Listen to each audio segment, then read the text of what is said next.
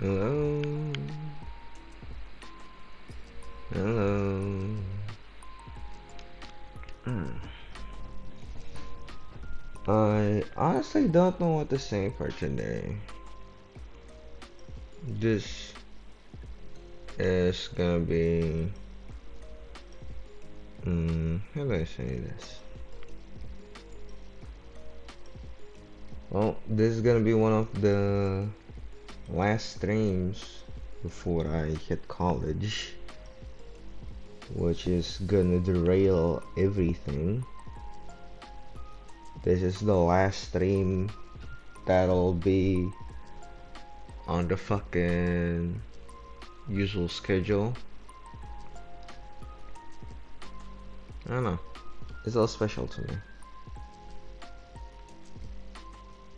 Well, let's just try to make it work, alright?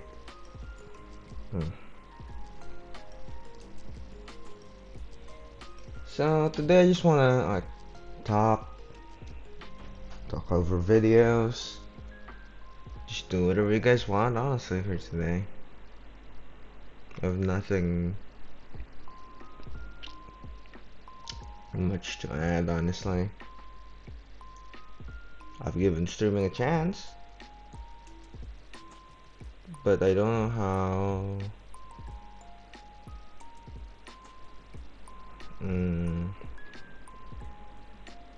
I don't know how it'll be in the future. I enjoy it, don't get me wrong. I really do. But yeah. I just hope that I can still do this again. God, there's still so many things going on in my head. Cause I don't know if I've. You know what? I'm just gonna save this part a little bit. I'll say it later.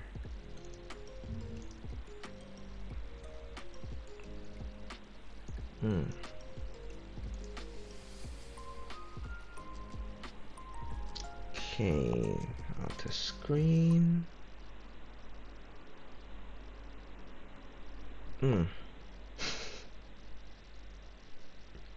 It took me so long to get that follower thing.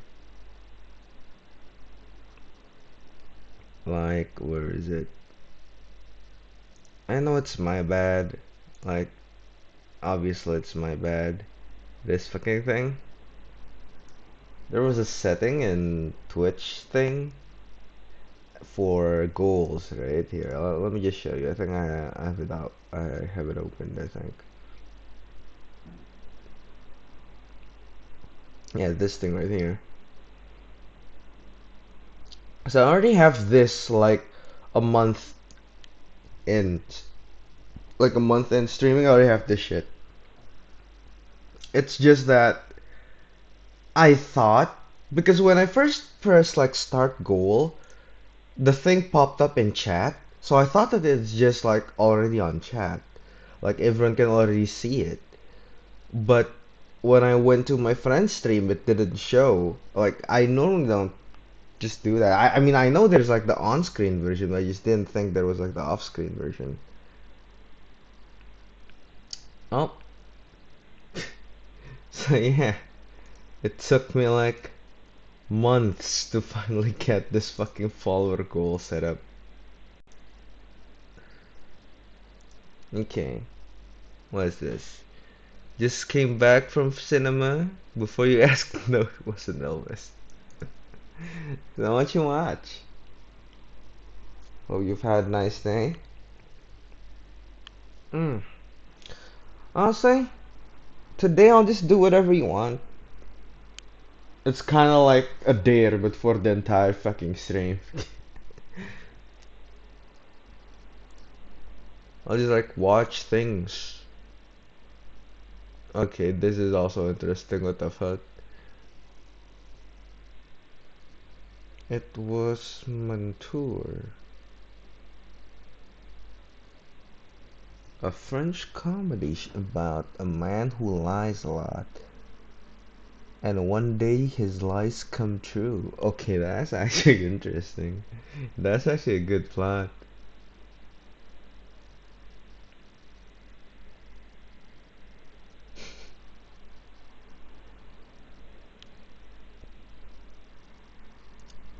My taste palette in movies is very large. I can see that from even from your top 10. There's like a shit ton of things there. Even like the God, I still can't say this word. Apothecary? Yeah, yeah, apothecary. I just say that word like so rarely that that I can't say it like normally. I don't think. I like Italian horror, French comedy, and Spanish drama. I heard Spanish drama were pretty bomb, but I never heard of Italian horror. What is even considered Italian horror? Is there any like that's like worldwide popular that I might know? Also, French comedy? Guillermo del Toro. Pan's Labyrinth.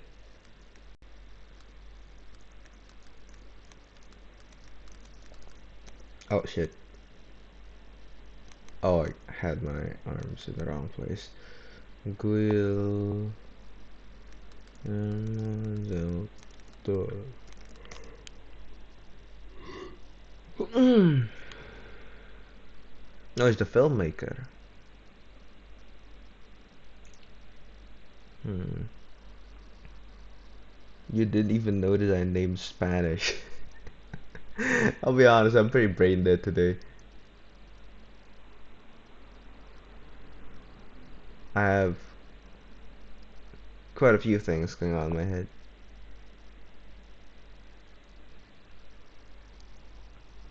By the way, is the fucking static noise like really fucking annoying? I just remember that yesterday I was making a clip for the first time, and I honestly, in hindsight, I probably should have made way more fucking clips. You don't hear any static. Why the fuck did I hear static then? Am I fucking high? Well, if you don't hear any static, that's good. Also, BRB 10 minutes, I kinda... Yeah, did you have to? What is that first? Now, let's see this.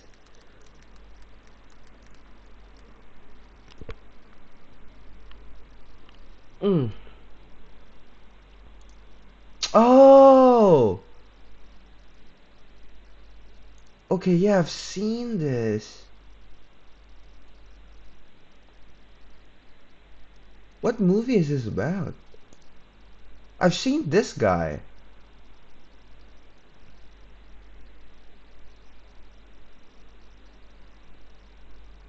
Is he like the main villain? He looks like a bad guy-ish.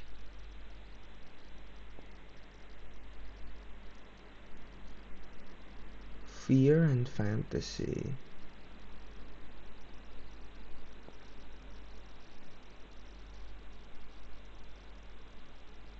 Untold Truth of Pan's Labyrinth. Is he just called this man? Okay. Well, that's interesting. Well, definitely keep that in mind. I've always wanted to watch this, I'll be honest. You know what? Why not? Why not? Why the fuck not?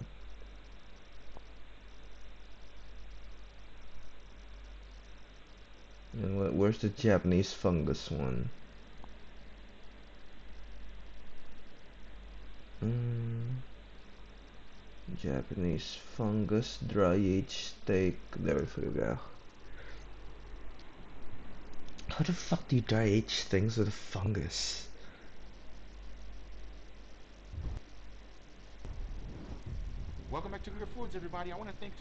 Oh God, it's one of those days. Oh, you fucking kidding me? Shit. Well, I'm saying sorry in advance. Can't do shit with that. This is koji rice. Unlike the traditional rice we eat, it has a very special fungus called Aspergillus oryzae. Please, I wanna refresh it once. Please let it be not absolute bullshit quality. Please. Oh, yeah, nothing I can do. Sorry.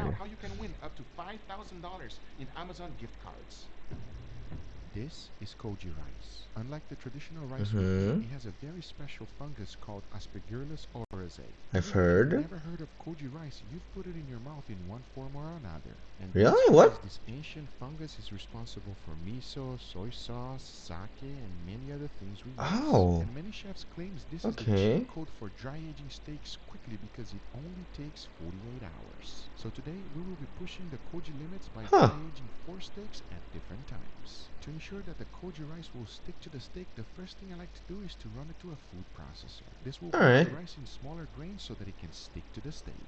And as you can see, it worked like a charm. Talking about steaks, I chose to Alright. use Yeah. ribeye for every single one of them. And this one is going to be dry aged with koji for a month. If you take a closer look, you can see that this is a wonderful steak.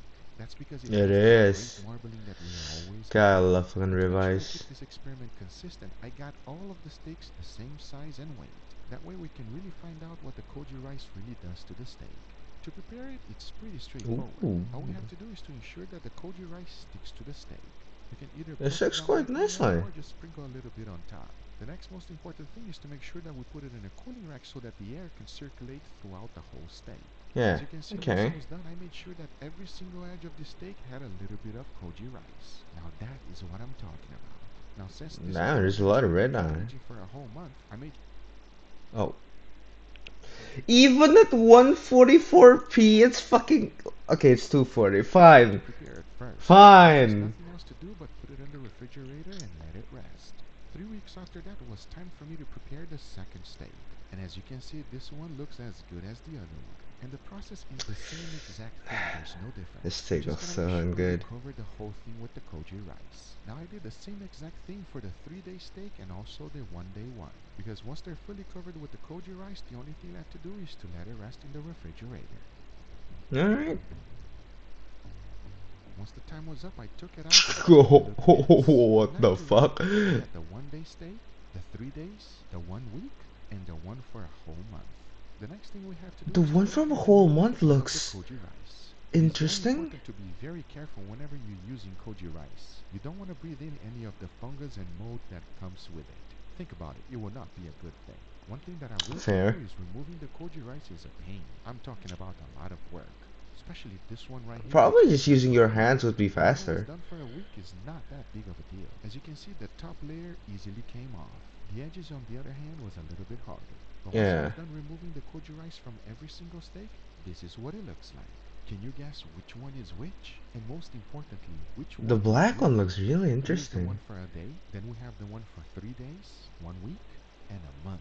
I mean, what else there is to say? I truly hope Huh. that they taste a lot better than they look. At the same time, after removing all of the koji rice, I can say that it has a very nutty smell. Unlike real dry aged, these are very different.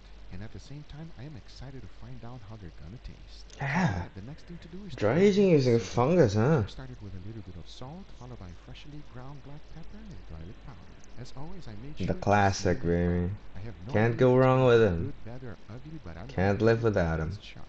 But now that we got them perfectly seasoned, here's the plan. The first thing I'm going to be doing is putting a wonderful sear in all of them. Once that's done, I'll be cooking them in indirect heat until I reach an internal temperature of Oh, he's about not gonna 135 degrees remove Fahrenheit. the And from there, I'll put it Palicos-ish in here thing and from let it the steam out. 1 month So what one? I say, it is enough talking and Oh, it is time to cook some beautiful steaks. okay. Let's do it.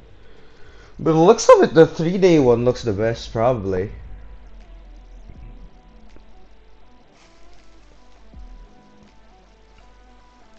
Any control? Well, still looks fucking good though.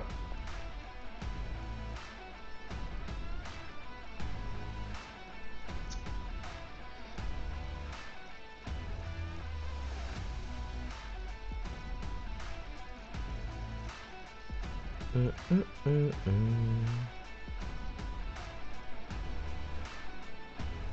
Mm, mm, mm.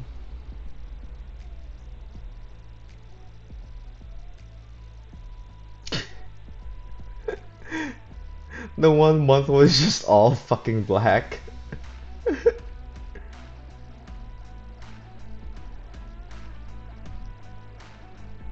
I want to see the 1 month crosscut. Oh, there's like a yellow tint to the flat. Welcome back. Okay, yeah, this one looks. This one looks. Yeah, this. It doesn't look good. How does it become With so SDR, fucking I black? introduce you to many different ways of dry aging steaks, including the one you just saw right now. But I also want to introduce you to today's sponsors, Lords Mobile. It is the perfect game to kill time. There's Alright. a real virtual world war going on in this game, and everybody's fighting for the throne. With a simple tap, you can choose army troops and hero formation the way you want. Create an awesome city and make Oh. the best alliances to annihilate millions of players. This game is not only about the brutal fights. There's a guild supporting you for every war you participate in, and the guild Oh, members that can be sounds your worse. friends, and they also can be your companion to keep you away from boredom. For the $5,000 Amazon gift cards giveaway, there are two ways to win. Just click on the link on the description below, and the top 3 players in the Mighty Rank section can win a $500 Amazon gift card each. Besides that, Okay, you can that's get actually quite additional nice. Amazon gift Goddamn. cards and other awesome prizes every time you upgrade your castle. Check the link on the description to see more rules and download the game and win up to $5,000 in Amazon gift cards and $350 Lord Mobile gift packs. Thank you once again, Lords Mobile, but now let's get right back to the video. All right, everybody, here we have our beautiful steak spread today. What do you think about that, Angel? Yeah, at Excited? least 3 of them is beautiful. Why? Why are you shaking your head? Look at him. Huh? All right, that was a little Oh, weird. that looks. This is not astronaut steak. No, no, no, no.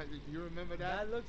Angel did not enjoy the astronaut That steak, looks worse. everybody. You know, Well, let's start here. you brought this one out, and I was like, oh yeah, let's go. Oh, And then yeah. I brought the last one. And then it started getting like, I was like, oh, you kind of overcooked that one compared to the other one. Well, let's see right now. Are you ready for this? Let me know. Let me see. Let's see if you're gonna get excited for this one. Cheers, everybody. It's probably just good. You can probably taste the difference from the 1 day age What do you one. think? This is the control. This is the Guga steak. This is a Google steak. Good vibe. I agree. That is the Google steak. Not much to say. It tastes incredible. Right? The flavor is there. What do you think? It's a Guga steak, bro. Salt, pepper, garlic. Yes. Cooked good. Do you feel any difference at all whatsoever? Because there's something very unique, but it's very mild. I don't know if you can tell. I could tell because I know what it is. But you? Oh, you Like, can I even can't really tell put it my from finger on 1 day? Like, I know that God there's damn. in there, but I don't know what What that it is. is. I got you. It's not something that I would eat normally, I guess. Well, Ah. see, you cannot really tell with So it's this one already so bad? much. Hopefully, you'll be able to tell what I it is on the see. second one. Did you like the first one? It's a Guga steak, almost. It's a almost. Yeah. It's like a barely scratching the surface of a Google steak. That's what it is. That's exactly what it is. All right. Well, fair enough. You put your finger right on the money. Second Cheers. one. Cheers, everybody. I got the cheers out before you. That's good. All right. Cheers to you, buddy. Oh yeah. Come on now. Do you feel it now? Yeah. You- And I'm gonna say this too. What? The crust is a little bit harder too. Yes, it's drier the crust. Yeah. Which one you like better, this one or the first one? I like this one. I agree with you. Ah. It tastes like it's not, but it feels like it What are you is. talking about? It's like- you're like not dry making aged. it What the? like dry Yeah, this isn't helping the viewers at all, man. It's like dry aged. I can't imagine jack shit. Very Because of interesting. the crust. Because of the crust. And like there's like Look at weird. his eyes. He's even squeezing. Like his brain is working really hard. No, I'm just trying to get the answer out of him. I'm like, what is it? Hey, I'll tell you one thing. You are very close. It feels like a dry aged steak, but it's really not. It resembles a dry aged steak, but it's not a real dry aged steak, especially if you had it. I before. can't Do you believe like this Rice one better does than all one? this shit, man. What the This one's fuck? the winner so far. So far everybody. is this one. This one, I agree with you. It has a unique flavor. It's Yeah. not dry aged. No. It's not a fresh steak. It is obviously drier than this one here. It has a more beefy flavor, but it is. I mean, not it's a dry technically aged. dry Are you age. ready for this one? It's just a different way of dry aging, I guess. Oh, you don't like that one? No, What do you mean you don't like that one? no. That is, It's too intense. it's intense and it's dry. This one has like the perfect amount. Yes. Whatever I like how when he says that, like, you don't like that one? Meanwhile, his face. here, it has a more beefy flavor, but it is What? not a Where is it? dry aged steak. Are you Where ready is for it? this one here? Let's do it. All right, let's Here, go. here. The way he said it. Like that one. Oh, you don't like that one? Where his face is like, yeah, yeah, you don't like that one? Yeah. What do you mean you You know, he looks like he's dying inside as don't like that well. one? That That's is, Yeah, that's good. it's intense and it's dry. this one had like the perfect amount. Yes. I agree. Whatever it Okay, so the it 1 month has one the is perfect definitely a amount of fucking it. no-go. Whatever it is, that But is that one too is much. like It's like you went to a hotel and you overstay your stay. Maybe you stay for a week. I give you a hint of anything. it's dry. Well, you're gonna find out in a few seconds. You ready for the It's not last dry one? because 1 week dry it tastes good. Yeah. I don't even know if the last one is edible, honestly. That's disgusting. So whatever that 1 week did, it was terrible. Fair enough. That's what we have to say about this steak over here. I am excited for this one. Are you pumped, Angel? Look at the color of it. Come on, give me a break. I You mean, look at how the won- fucking color. Look how wonderful this looks, everybody. And the smell is fantastic. Are you ready, Angel? Huh? Are you already went for that one? That one is really good. I thought you liked this one better. Huh? Yeah. All right, let's This try one it. just farther from that one. So I went for this Oh one. yeah, Fair of enough, course, fair of enough. course. All right, let's try this one. Get yourself, choose your weapon. Sounds like Mortal Kombat. Yeah, I'm gonna choose this Anybody one play right Mortal Kombat out there? Let me know in the comments down below. Tell me how hard it, describe to them how you cut it. What are you doing, bro? What are you doing? It's that Is it fucking chopping block? hard. That's what it is. You go first, yeah? All I right. thought making Cheers. it dry was supposed to make it like, fall apart easier. Not make it like actual bricks. What was that? That was too quick. Excuse me. This is way better. I'm mad that I put this in my mouth after that because now this has a little bit of that. It has a little bit of that. What is that? How do you describe that? An abomination. Rotten. Right. Disgusting. Words like this thing. Sometimes you gotta exaggerate to find out what something will taste like. This is horrific. It tastes like And it's like a brick. Like I spit it out, it's like I didn't even chew it. driest to the max, extremely unpleasant smell. I think I bit it and it split in half. That was a quick throw out. That was incredible. I think I gave it like 2 bites. That was not pleasant, everybody. Do not give it a try. It's way too long. Are you ready to find out what this is? It doesn't look This is edible the at all. rice experiment. You know that rice that I have that has that fungus, That's special disgusting. fungus? Huh? So we got 1 day here. We got 3 days. We got 1 week, and we Ah. got a month. No wonder. Okay. 1 so, month. A That one month is week, not we good at all. recommend Jeez. 2.3 days. Yeah, anything past maybe I think 4 4 days or is 5. yeah. It starts Don't getting do a it. little bit too funky. This steak right here, which is the 1 day, it is a lot more juicier. But this one has that unique This flavor one- and very mild. This one will make you think, is this dry? Yeah, you see? Like, is this yeah. dry age Yeah. or what is it? Okay, so This that's one will give you that, basically like- dry age with less I effort. agree. That one is more Ish. just, it feels like the way that a dry aged steak feels, right? I agree. Yes. That's you are- how I get it. we are in agreement. That's what it is. That, So was, if that you one's disgusting. That one feels like a brick. come on, Angie, a little bit more bite. Get that away. So here's the deal. First of all, if you want to try a real dry aged steak, I recommend doing the real deal. Yeah, all right? yeah. You have plenty of videos of how I show you how to do that. That one. That's If you true. wanna try to do a fast, unique dry age experiment for your family, I highly Not only recommend fast, this one is Nice. way fucking cheaper. Because you don't have to remove like pellicles at all. Compared to the normal one.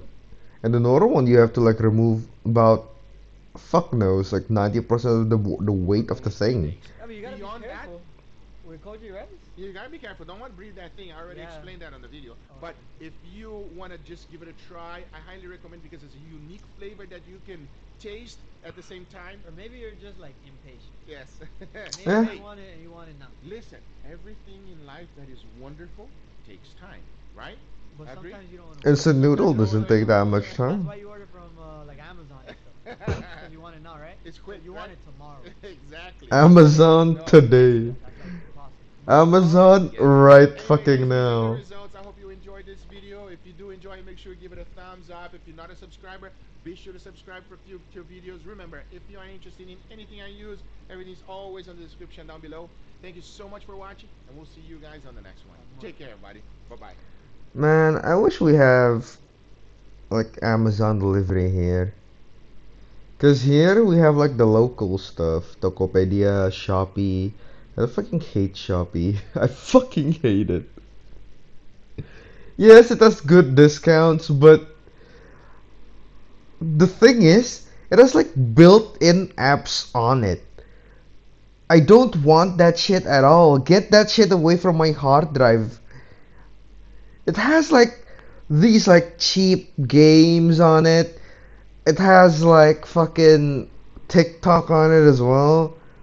Like not TikTok, TikTok. It has like the fucking poor man's TikTok and all these other bullshit. Like stop trying to be everything. Stop. Just stop. But yeah, it doesn't stop. I hate that. It's just unneeded space. Unused space for me. That's just useless. For things that I don't fucking want. But, well, I think that's like too much complaining for today already. Just know that I hate it, and that's it. Celebrities Elvis couldn't stand. Oh, they're probably like, I don't know, sellouts maybe? Who the fuck knows? Ooh, what's this? Ooh, Alex is posting something. Oh, it's 6 days ago. Okay, never mind. Don't mind. Today's story is What's about a this? typical middle-class American family that had everything going for them. Mom and dad were still totally in love 25 years after getting married. Well, Their that's two kids nice. were happy, successful, and poised to do huge things in life.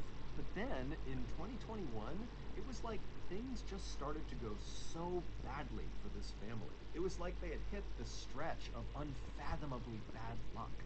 But their misfortunes had nothing to do with bad luck.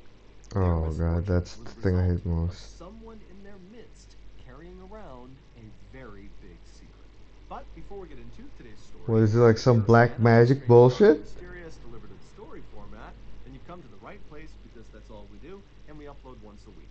So, if that's of interest to you, the next time the like button is in a deep sleep, put a wig on them, Yeah, select yeah, the sure, American sure. Must-Have combo, and then I decide know if what you I'm want to getting become a into and supporter kind of like the this guy, so I season. already Why know don't you I'll like shake the them video. awake and tell them they've just woken up after being in a medically induced coma for years. Also, please subscribe to our channel and The turn way on he asks post for like and notifications so you don't subscribe is miss any of our interesting weekly though. uploads. Okay, let's get into today's story.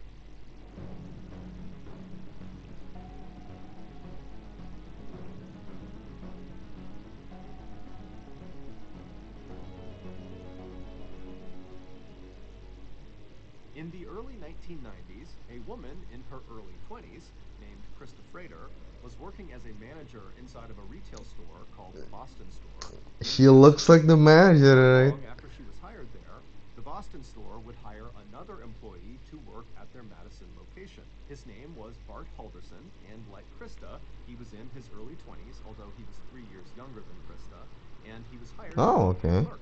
Bart and Krista didn't know each other before working at the same location, but their shifts often overlapped, and so in time they got to know each other, and they found they had a lot in common. They both had grown up Okay. roughly outside of Madison, Wisconsin. They both had graduated from the same college, the University Ooh. of Wisconsin-Madison, and they both shared a love of home design. Krista, who had majored in art history in college, was very passionate about interior home design. As for Bart, he was just one of those people who naturally could fix just about anything with his bare hands.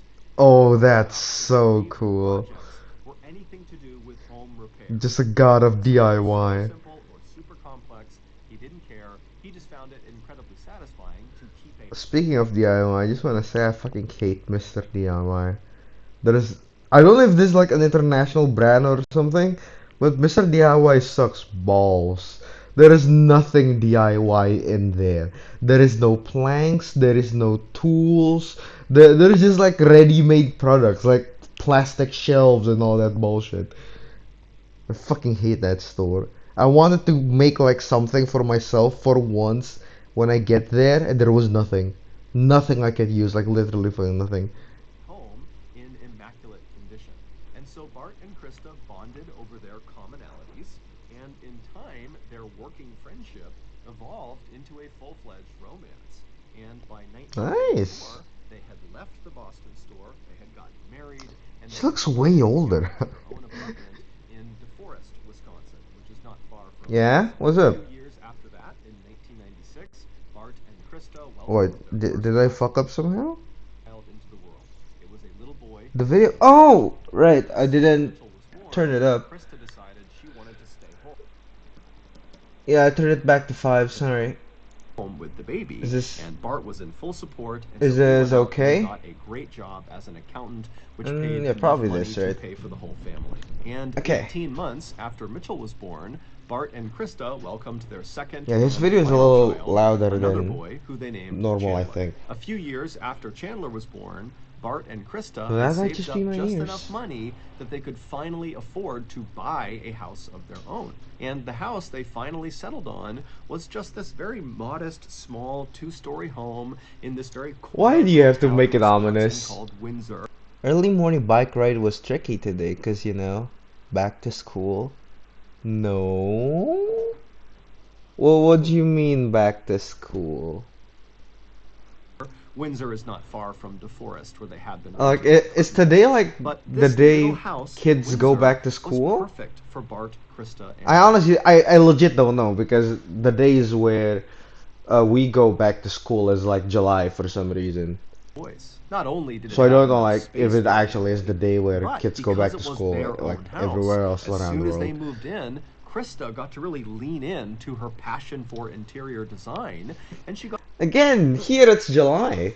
Like the start of the new semester is July here. So I legit don't know how it is like on the other parts of the world. to design the entire layout of the house, and then she continued to It's either take July or pride in keeping the August, I house don't perfectly remember. tidy and beautiful But yeah, at it's a all little different times. here. As for Bart, he immediately began doing home repair project after home repair project. This Damn. house became his trophy, and he wanted to make sure his trophy was polished at all times. And it wasn't just the physical house Gotta that love him. made this feel like their forever home. It was also their neighbors. As soon as they moved in, Bart and Krista made friends with all of the people that lived on their street, and Oh, they were that's all nice. so friendly and welcoming. And then before long, the Haldersons were deeply invested in community activities like the Boy Scouts and the Kiwanis Club, and they were donating their What'd you time order? and money to other Oh, food. charities. I mean, so quickly, the Halderson family just found where they belonged. And over the next 2+ decades, life for the Haldersons in this little home in Windsor remained perfect.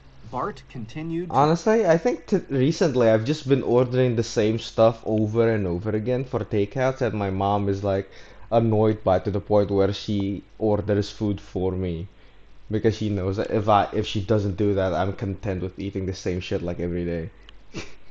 move up the ladder at his accounting firm, and Krista continued to be a devoted mother and housekeeper. As for the kids, That's Mitchell nice. and Chandler, they were given every opportunity their parents could possibly give them. And in that loving and supportive environment, they both thrived. It was By Indian 2021, food. the older brother, Mitchell, who was That's 25 at the nice. time, he had moved out and was living alone in an apartment, and he had graduated from college. He had landed an incredible IT job with a local, very successful company. He was engaged to be married, and he was about to buy his own house. As for the younger Shit. brother, Chandler, who was 23 at the time, he was He's still living at really home with Bart successful, and huh? Krista, but he was doing just as well as his older brother. Why did He you was find in a his house? final year of Goddamn. college, but he had already accepted a full-time job with SpaceX that was set to start in Florida Okay, as soon yeah. as he graduated. This And is while a he was in his successful final year family. of God college, damn, in I'm a between little his jealous. studies, he worked part-time at a local insurance company to help pay rent to his parents, and he also volunteered the rest of his spare time with the Madison Police Department on their rescue scuba diving team. Chandler was Oh. also in a committed relationship with his girlfriend. But That despite sounds out how of well nowhere. everything was going for Bart, for Krista, for Mitchell, for Chandler, their lives were about to take a serious turn for the worst. It all started Why? in June of 2021. What's happening? That month, Chandler, who was only weeks away from flying out to Titusville, Florida to start his job with SpaceX, fell down an entire flight of stairs, smashing his head in the process. Now, he Oh, immediately picked fuck himself up me. and tried to tell himself that he was okay, but over the course of that day, he started to feel woozy and disoriented, and his legs started to feel numb. And so, in a panic, he rushed Oh, himself to the no. hospital, and unfortunately, when they scanned his brain and they checked him out, the doctors discovered he had a severe concussion from this fall, and he had a brain bleed that almost certainly would require surgery at some point down the road. Also, the numbness in his legs appeared to be the result of permanent nerve damage. And so suddenly, Oh, Chandler, who was so excited no. about this opportunity in Florida, poor is now back lad. home in a neck brace with a cane to get around. And even with the cane, he can barely walk. And then adding insult to injury, he almost immediately lost the job at SpaceX because he couldn't travel to Florida to start the job. And so they filled it with someone else. Chandler did his best to stay positive and That's optimistic, so but I mean, this was bad. a crushing blow. Everything he Yeah. had worked for had just been taken away. And it was SpaceX, no less. If it was like Walmart, who gives a fuck? SpaceX! crushing for his family Jesus. too. I mean, seeing their beloved Chaz, Sorry. as they called him, laying on the couch looking totally miserable and depressed all day was awful. But despite how bad Chandler's accident was, the trauma it inflicted on Chandler and his family was nothing compared to what happened next. The Halversons owned a excuse you, small what? cabin that was located in a part of Wisconsin called White Lake. It was located about 3 hours drive to the north of their home in Windsor, and the Okay. cabin was situated inside of this rural forested area. Also, I just want to say, it sounds like a fucking dream to me to have like a fucking cabin in like a forest somewhere. Just having like a family home for like when you go like, you know, have your holidays and all that shit. That sounds so cool to right me. near a big lake called White Lake, hence the name of the area. This cabin had been in the Halderson family since the 1940s, and when Damn. Mitchell and Chandler were little kids, Bart and Krista would take them up there all the time to go fishing, to go swimming, or just to relax. It was like their vacation home. But Yeah. at some point, Chandler It and is Mitchell their reached a vacation certain home. age where they weren't that interested in going to the cabin anymore, and so as a result, Bart and Krista basically stopped going. However, just 2 okay. weeks after Chandler's horrific injury, there was this huge storm that rolled through the White Lake area, and after the storm had passed, some people who lived permanently in White Lake called Bart and Krista and told them, hey, I was driving past your cabin and I saw there was some broken windows. It looks like your cabin might have been damaged from this storm. And so Bart and Krista, they're thinking, oh my goodness, we got to get up there as soon as we can God, and patch up that relax. window and fix the rest of the cabin before another storm rolls through and totally ruins the cabin. And so Bart and Krista pull out their calendar and they see the next weekend coming up is the 4th of July weekend. The 4th of July is a very big holiday in America. Yeah. It's when we celebrate our independence. Even and the I way know White it. Lake celebrates the 4th of July is with a big parade down Main Street and these amazing fireworks out over White Lake. And so Bart and Krista, they figure, you know what, let's just hold off and head up to our cabin in a couple of days to time it with the 4th of July weekend, and we can make the necessary repairs and we can enjoy the festivities of the holiday and kind of have a mini vacation. Makes sense, up there. makes And so sense. that was all fine and good, but right before they left for this trip up to White Lake, Bart and Krista started acting a little weird. On the evening of Thursday, what do you July mean? 1st, the day before Bart and Fuck you Krista are mean? supposed to leave for this trip, they begin packing up their things. And since Chandler lives with Wait, them, he's but at home. yeah? He sees them doing this, and at some point Oh, he I got did, up I and did. hobbled over and tried to Was help them okay. pack, but That I was mean, short-lived again, I because still his like parents Hound Dog took a even week, more. and so he sat And down and just kind of I'd watched give them it like a pack. 6. And what he saw is they were packing lots and lots of cash and silver bars into their luggage. Wait, Although silver this was bars? kind of odd to What? Chandler, he What? decided not to say anything because he figured, you know what, maybe they want to stash their Oh, cash and silver in the cabin like a okay. keepsake. I don't know, but it's their business. It's not mine. And so Bart and Krista, they Again, don't forget that my ratings is like giga fucking deflated. So 6 is good. Nothing is 10. And there is only like 3 songs that touches 9.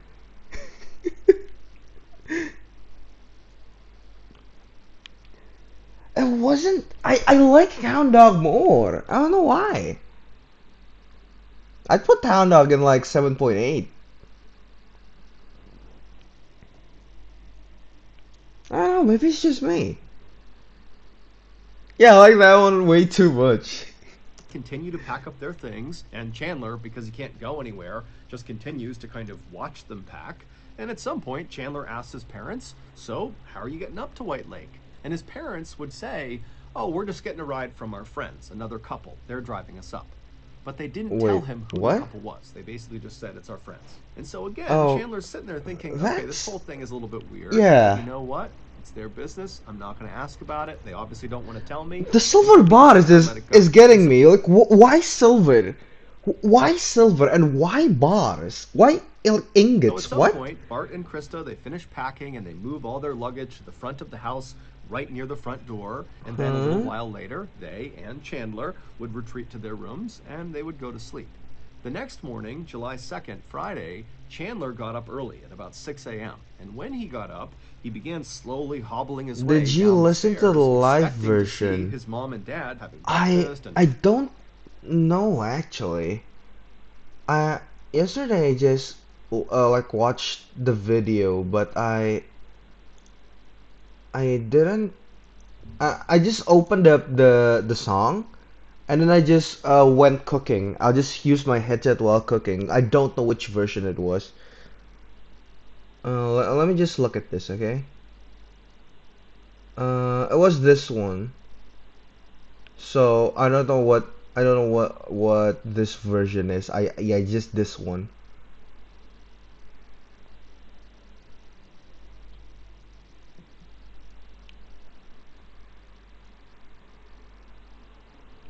I guess so. I don't know if that's good or bad, but it's from Elvis Presley, the Elvis Presley channel. The worst version. If it helps you sleep at night, I'll rewatch it on like the live version. So that's the best version then, I assume. getting ready to leave because they certainly wouldn't have You left gotta without. listen to it on stream. I can't, man. Even though I told you that I probably do everything you want me to today, just watching copyright shit on stream is a different thing. You can mute it. Alright, fine. Fine. I'll do it after this if you don't mind. Or are you dying to listen to it right now? Telling him, but he gets downstairs and the house is dark and totally empty, and all of the bags that his parents had Hmm. packed the night before and put near the front door, they were all gone. And so What? Chandler's thinking, did my parents get up at like 5 a.m. and leave without telling me? So he goes to the door and he looks out the window thinking, maybe they're out there Oh, waiting outside. okay. But when he looked outside, his parents weren't out there, and sure enough, their cars were still Bruh. in the driveway. I mean, I And don't know so what the Chandler was fuck left to it'll do believe if that, I well, I watch guess two my of them, but parents yeah, didn't shit, I get picked guess. up by whoever these friends were, and they did not feel the need to come tell me they were leaving. Now, this did leave Chandler a little bit shaken up. He just kept thinking about the strangeness of what they were packing and the fact that he didn't know who they were going with, and now this sudden departure. But again, Chandler just told himself that his parents would be just fine. Honestly, the thing I'm thinking about right now is that their parents are criminals, or they get like in like some deep bullshit. Royal Philharmonic Orchestra first then live. Alright, These are just alright. kind of random anomalies, I'm but watching they are that not order after indicative this. of there being any issue here. And so Chandler found a way to just kind of push these concerns out of his mind, and he just went about his day. And so, Hmm. because his parents were now going to be gone for the weekend, he promptly called his girlfriend, Catherine, and asked her to come over and stay at his house with him for a couple of days. And so she would. She comes over, and because Chandler can't really do anything because of his injury, they Yeah. basically spent the weekend just kind of It's lounging like around and eating semi, nice like food a and semi watching vegetable at Netflix. this point. But by the end of the weekend, on Sunday morning, there was an undertone that both of them noticed that something was wrong. Chandler had told his girlfriend about the strangeness of his parents' quick departure to White Lake, Yeah. but he had said to her, I'm sure it's fine, and she basically said the same thing, that of course your parents are fine. But by Sunday, Bart and Krista had still not called or texted or checked in with Chandler or Mitchell or anybody. They were just totally gone Okay, and that's real silent. weird. The And fuck? whenever Chandler or Catherine tried calling Bart or Krista's cell phone, it didn't even ring. It just went straight to voicemail. But by late that day, Sunday, July Okay, that, 4th, as someone who loves their parents, this is giga fucking concerning to me. I and hope really this never concerns happens were to me. starting to mount about what happened to Bart and Krista, Krista would text her son, Chandler. And what she basically said was, hey, we arrived in White Lake. It's packed here. The service is terrible, but we're going to stick around for the parade, and we'll be back either Monday night or Tuesday early. And so, as soon as Okay, Chandler and Catherine okay. saw this text message, it was like all their worries were completely gone, and they were just excited to see But Bart and Krista obviously when they it's came not back the done next because it's day on a or Mr. the day Ballin after. video. But the next day, Monday, Bart and Krista did not come home. They didn't call anyone. They didn't text anyone. And again, whenever anybody tried calling their cell phones, which now was Chandler, Catherine, and also Mitchell, who had been looped in on what's going on with his parents, whenever they tried calling them, Bart and Krista's phone didn't ring. It just went straight to voicemail. And then the day after that, on Tuesday, July 6th, so this was the day that Krista said they would be home by, they Yeah. didn't come home. And again, no one could get in touch with them. And again, It's they did so not annoying. contact anyone. Additionally, on Tuesday, Krista's office began calling Chandler and Mitchell asking if they knew where Krista was. Krista had recently taken up a customer service job at an auto body shop, and Oh, apparently she was okay. scheduled to work on that day, Tuesday the 6th, and she was Oh, scheduled to work wait, on that what? previous Friday, which was the What'd you day say Bart there? and Krista I'm in left good for the lake, progress with meaning she hand had tame. left on this trip Oh, that's without telling nice. anybody at work. And Congrats, according to man. her boss, Krista was the type of person who, even if she was running a couple of minutes late, she would call ahead or text ahead and let people know.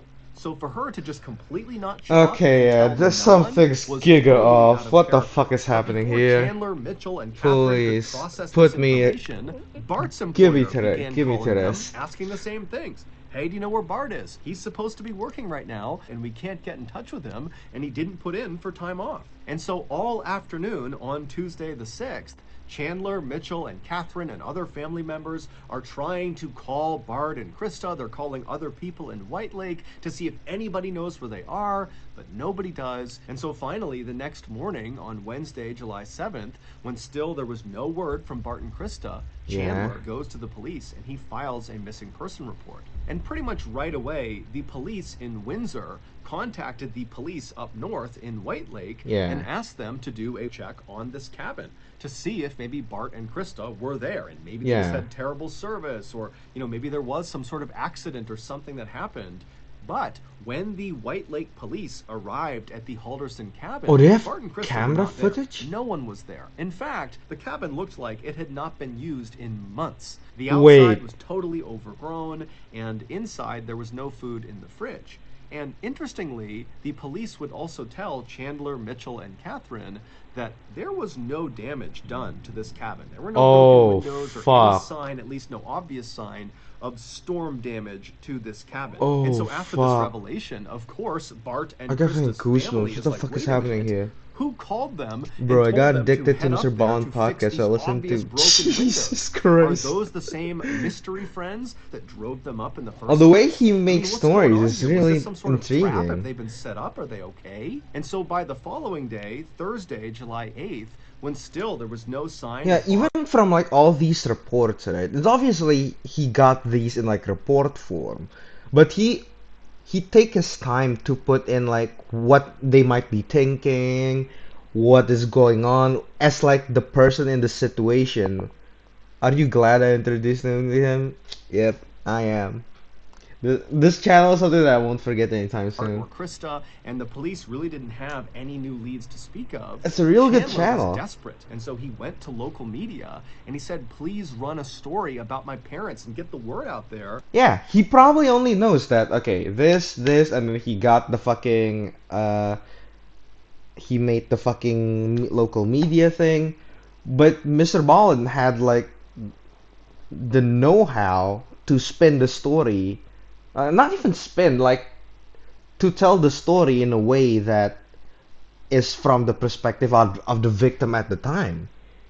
I don't know if he, like, made, like, interviews with the guy or something, but yeah, everything he says like sounds spot on. I don't know if he like makes it up or he actually knows, or but it sounds believable That at they're least. missing, and maybe someone knows something and they'll come And that forward. just adds So to the local media, immersion. they would do that. They would run this piece. And so while this media coverage is going on the 8th, Chandler would go back to his home and he would hobble door to door asking each of his neighbors if they had a security camera on the front of Oh their house God, it's that that might guy. have picked up an angle of the street and It's so may it. have seen his This looks parents on like the morning of July the 2nd this looks like the fucking thumbnail. I don't like this. when they climbed into that mystery couple's car that took them up to White Lake. Chandler was hoping that if he got this footage, somebody would be able to identify who these mystery friends were. But unfortunately, none of his neighbors had that footage. But as it would turn out, it didn't matter, because on that day, the 8th, the police made a discovery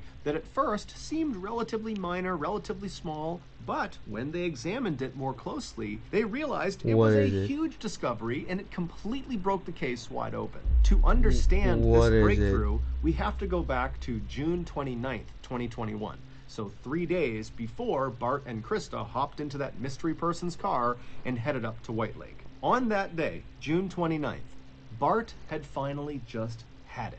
There had been something bothering him for a really long time, and he had just finally decided, you know what? Today, What? I'm going to get to the bottom of it. And so Bart pulled out his phone, he punched in a number, he put it What? to his ear, and after a few rings, a young man named Omar Job answered his call. In total, Bart and Omar would talk on the phone for Oh, a is he total the of culprit? 17 minutes. And for the first half of the call, it was basically just Bart being really angry and aggressive towards Omar. But then during the second half of the Okay, call, that's a when long one. I Omar need to really pause. I listened to one of his episodes, From Marine to Scary Storyteller, and he said how he first of all almost died in Forgot Country because of a grenade hit and landed near him. And when he started telling stories, he tried to completely immerse himself in the story. While making the script, he improvised but glanced at the script to stay on track.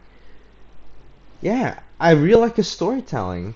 It's had a chance amazing. to speak for the first Like, time, if Bart you just watch it like for entertainment value, you just wouldn't even recognize the amount of effort he put into all of these things, which is it's completely amazing. changed. He was no longer angry. He actually sounded totally defeated. And so after this 17-minute phone call finally comes to an end, Bart is left Everything, kind of in but shock. even though But he's he really knows good at this, he now I'm needs so to set annoyed at up the an suspense. even more intense meeting with a group of people, and he needs to tell them what he just learned from Omar. And within 24 hours, Bart had set this additional high-stakes meeting with this But I other didn't know group. he had a It was set podcast. for Like, 3 that's p.m. news to on me. July 1st. So I might have to like July get 1st into that was as the well. day before Bart and Krista would leave for White Lake. And so on July 1st, the day of this new pivotal meeting, Bart was working from home, and at some point he looked at his watch and he saw it was just after 2 p.m. And even though this meeting he was going to have was still an hour away, the location of the meeting was a bit of a drive away, and so he knew he Okay. needed to leave soon. Yeah. And so Bart stopped working and he texted Chandler, who was in the house with him. He just said, "Ready to leave when you are." Chandler was aware of how important this meeting was for his dad. He also understood the terrible position his dad was in. And so he had agreed to What? go with his dad to this meeting. And What so after a couple of position? minutes, both Chandler and Bart have gotten dressed and ready for this meeting, and they met downstairs on the first floor, and after kind of a nod to each other, they begin walking towards the front door. But then something happens. Chandler was standing behind Bart, and so as they're moving towards the door, Chandler reaches out and grabs a rifle he was hiding on What? the first floor, He raises it and he fires at least 2 shots Wha- into what? his father's back. And then once his father Oh, fell to the ground, what? he was either dead or dying, Chandler, calm as can be, pulled out his phone and he texted his mother and told her, "Hey, Dad's phone is dead, so just text me." And then Chandler also sent his mother a text saying, "Get soda on your way home." To which his mother just wrote, "K, I can, smiley face." All Chandler was trying to do was buy as much time as possible to prep the house for his mother's return. And so over the next couple of hours, we don't know exactly what Chandler did, What but fu- it's assumed he moved his father's body into some hiding place, and then after maybe trying to clean up a little bit, Chandler laid in wait for his mother. And at 4:58 p.m., Krista would clock out of her job at the automotive shop. She would make a pit stop at a store to buy Chandler some soda. And then between 5:15 and 5:30, security cameras on neighbors' houses would pick her up pulling into her driveway. And then just a couple of minutes later, she walked inside of her beautiful little dream home where she had raised her family over the past couple Oh of my decades, God. only to be immediately gunned down by her son the second she walked inside. It would turn out Chandler was living a double life.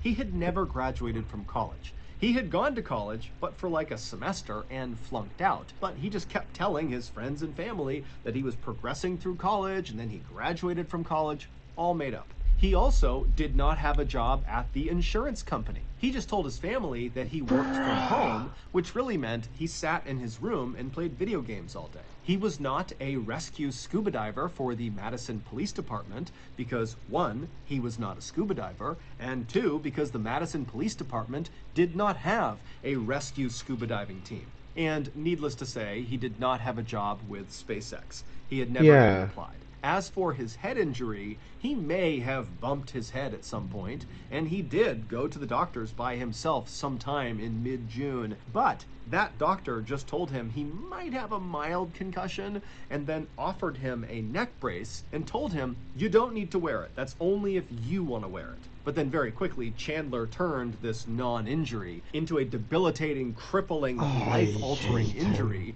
and literally hobbled all around with a neck brace and cane. And the reason he did that is he needed Why? an excuse for why he wasn't starting his job at SpaceX. In short, Chandler lied about virtually every aspect of his life But- to virtually everyone in his life. And for the Yeah. most part, people did believe him.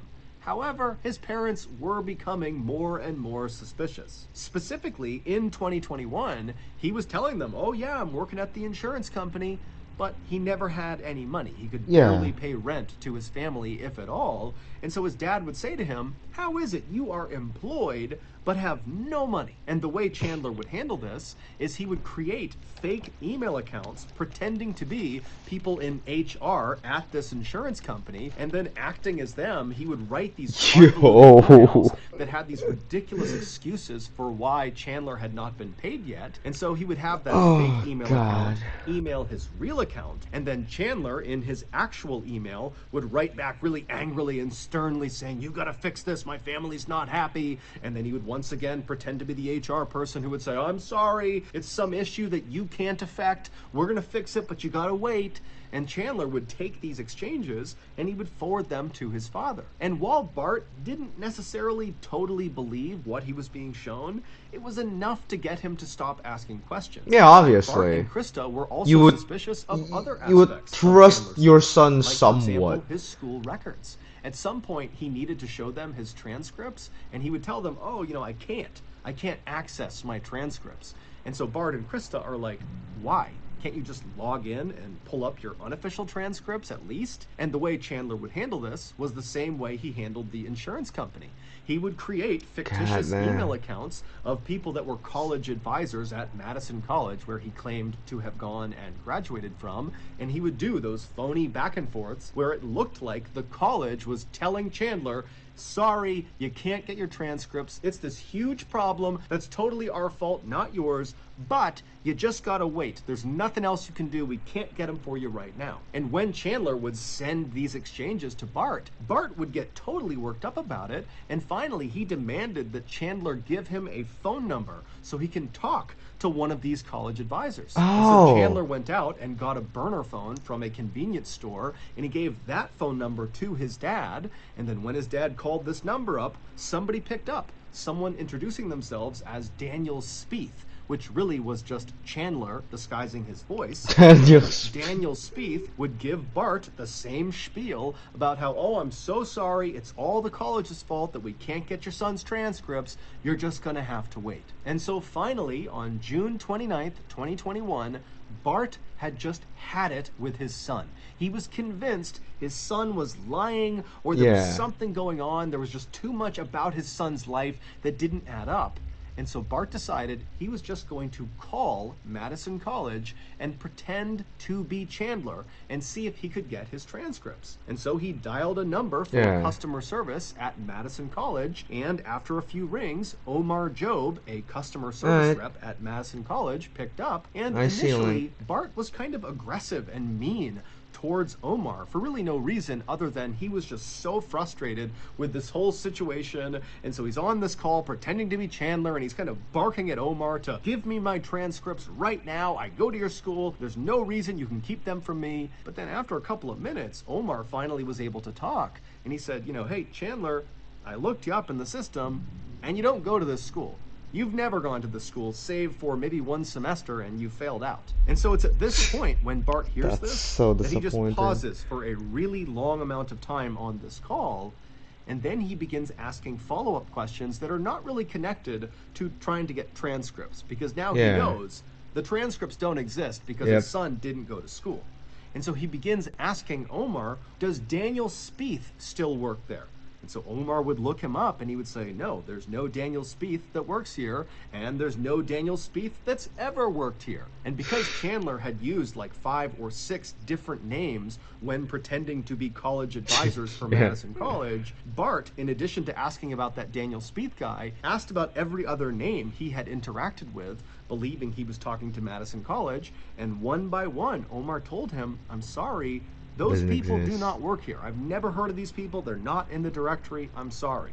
And so finally, at the end of that 17-minute call, Bart knew his son was living a huge lie. And so he Yep. hung up with Omar, and then Bart called real college advisors at Madison College, and he set a meeting for July 1st at 3 p.m. And then he told Chandler that he had set this meeting, and Chandler was going to come with him, and they together were going to Oh. ask those college advisors why they can't produce Chandler's transcripts.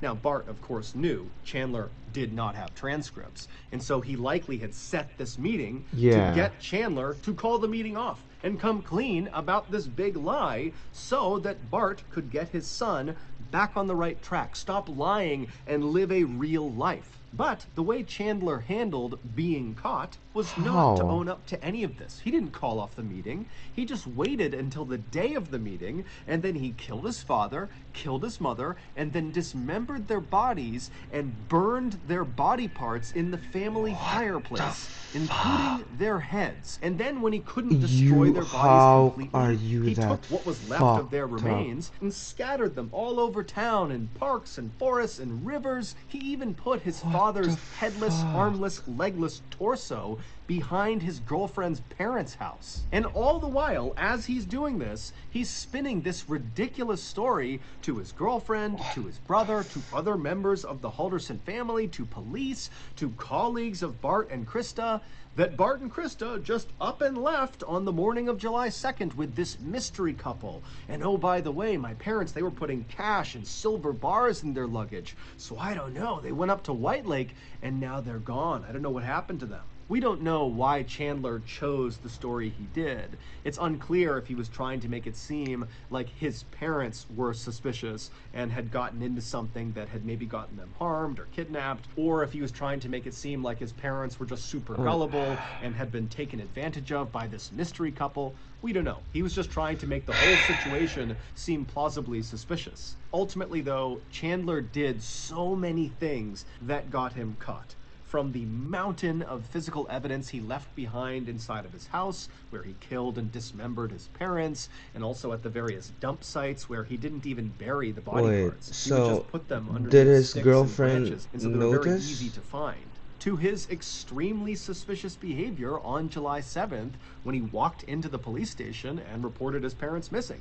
That whole time he was talking to police officers, he was acting so weird and was just saying things that didn't make sense, and he just totally came off like a guy who did not care at all that his parents were gone, and really just seemed like a guy who was hiding something. But the big breakthrough that happened on July 8th that broke the case open stemmed from the text message Krista's phone sent to Chandler's phone on July 4th. When Chandler walked into the police station on July 7th and said, "My parents are missing," one of the first questions they had for him was, okay, Yeah. well, when was the last time you spoke to your parents? And Chandler would tell them he got a text message from his mother, Krista, on Sunday, sorry. July 4th. Sorry. And then he I showed didn't them realize the you guys text could hear message. that. And the text message said that they had arrived in White Lake and they were going to be sticking around for the parade and they'd be back in a couple of days. But the police noticed that this text message had been sent on July 4th, but in White Lake that year, the parade was on July 3rd. Oh, When this shit. came through, the parade that Oh, anyone in shit. White Lake would be aware of, it's a small place, you're not going to miss this parade. The parade had already happened. So why would Krista be texting her son that she was going to stick around in White Lake for the parade that had already happened? And so this Yeah. led police to check phone records, and they would Shit. discover that text message was sent from Krista's phone to Chandler's phone, but when it was sent on July 4th, Krista's phone was not in White Lake. Instead, it was inside of the Halderson home, right near Chandler's phone. And so when police went to the Halderson house, they searched it and they found Krista's phone in the garage underneath a drawer inside of a shoe wrapped in tinfoil next to her driver's license. And so Chandler had obviously sent that text message on July 4th You using are his mother's such a phone to fucking himself. bitch.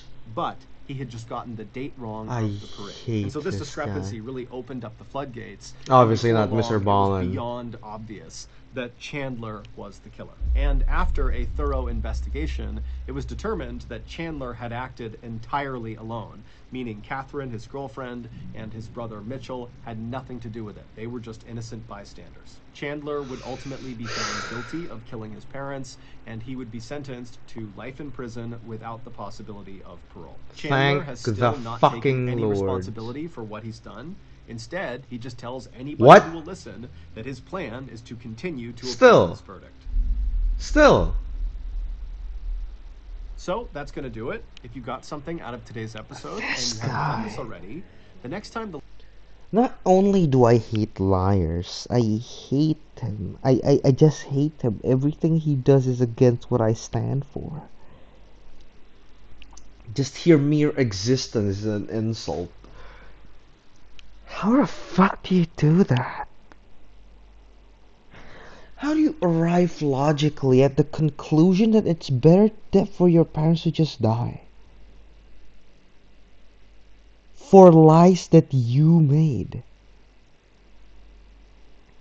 How does he think of that? I don't get it.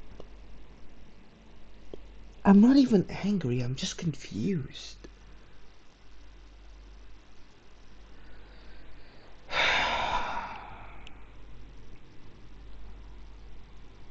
Yeah, this video is a really interesting one.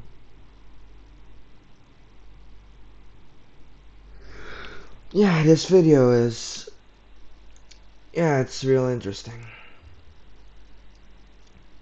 No time for my promise. Yeah, I know. I know. I'm just still really fucking shook.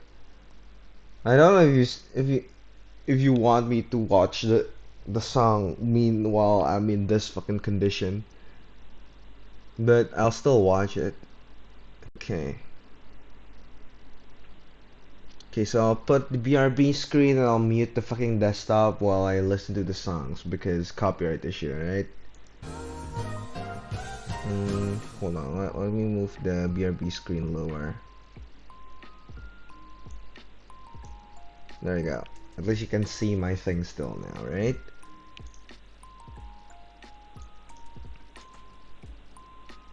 Okay, what is this? I doubt the two versions will be that different, but yeah, I'll still listen to it.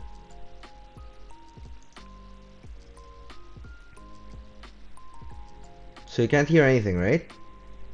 Okay, good.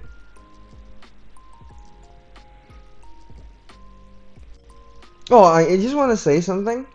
When I first I watched the Elvis song, uh, the the Big Hunk of Love, I find it real strange because it did that for some reason he doesn't sound like the typical Elvis that I've normally heard of. He sounds so different. What? Why is that?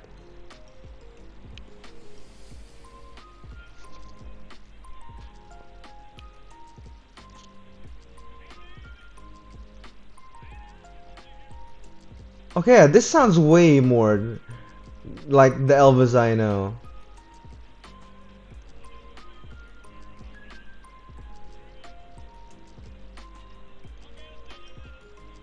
Yeah, why is the official version the worst one? What the fuck?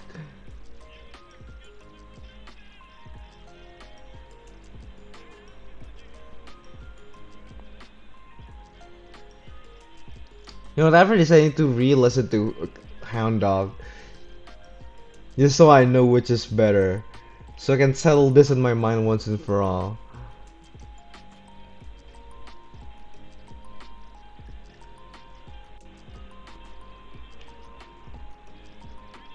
Yeah, yeah.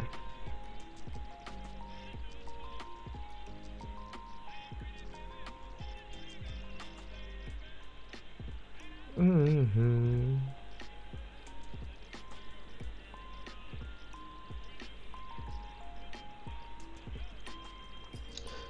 By the way, is this considered rock? Cause normally I just listen to songs. I don't even know like if they're like quite similar on the lines. I don't know what they're considered. Live performance you'll be able to see the prank Elvis was throwing water, right?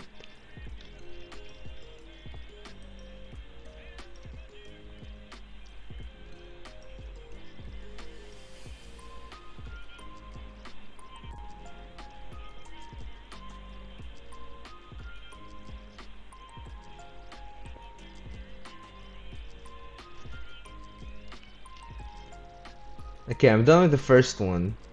I didn't. Yeah, you said this was like rock, right? Before, or was I? Or did I read it wrong? Where is it? Yeah, you said it's a rock song, Rock Your Fucking Hound Dog. So, I just didn't realize this song was rock, honestly. I, in my mind, I don't associate rock with like, fucking that much background singers in the back.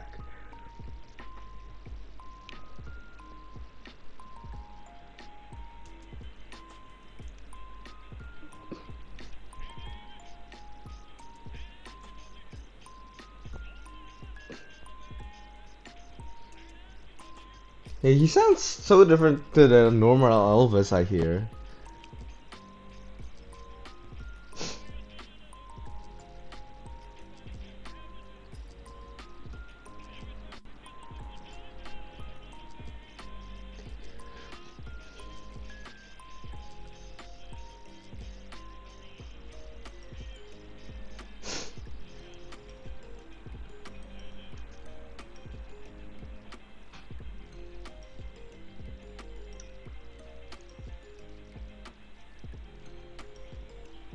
Yeah, I think I like the orchestra version better.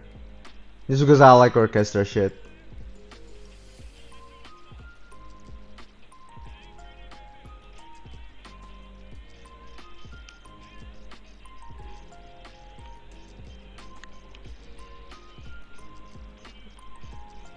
I think I did, but yeah, I think I just saw a little bit of it. Yeah, if you didn't tell me it was like throwing water, I wouldn't know, I don't think.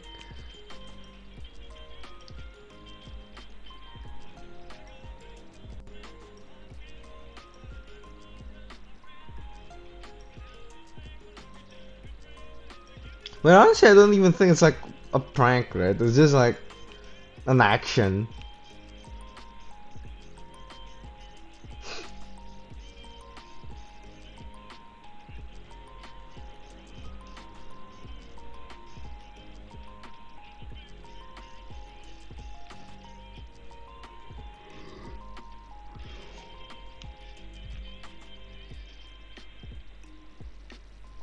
Okay, that's done.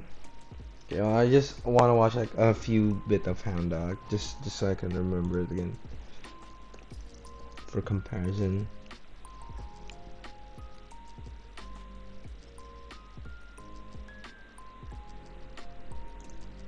Hmm.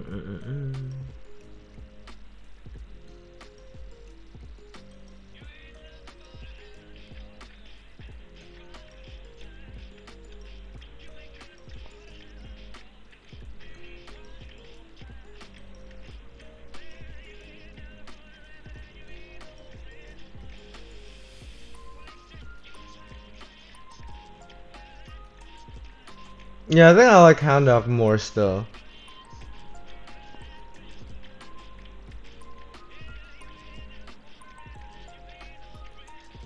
Yeah, the vibe that I like just doesn't let up here.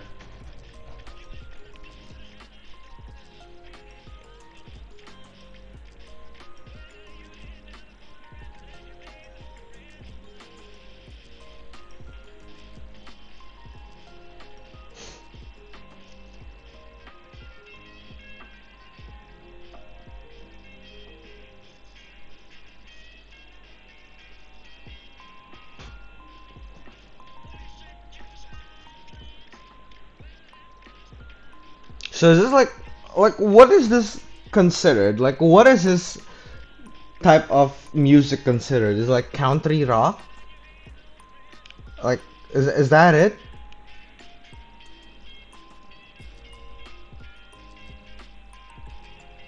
Blues and rock. Let me see.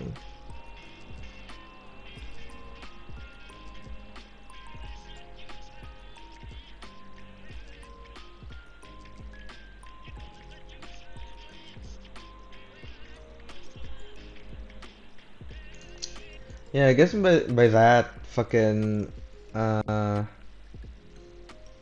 what's the word for it? By that definition, I think I like heavy rock more. Mm. Yeah, I think I like heavy rock then, for like a normal genre of music. Yeah, I think for the music, I like the Hound Dog more, just because it doesn't let up. Meanwhile, the fucking big ol' hunk of love one, I just like it when he says that phrase, but the other part is okay. No, I mean by heavy, it's like the like the more rock, it's like the typical music you think of when you hear the word rock. Like almost metal but without the screaming. Like without the full on screaming.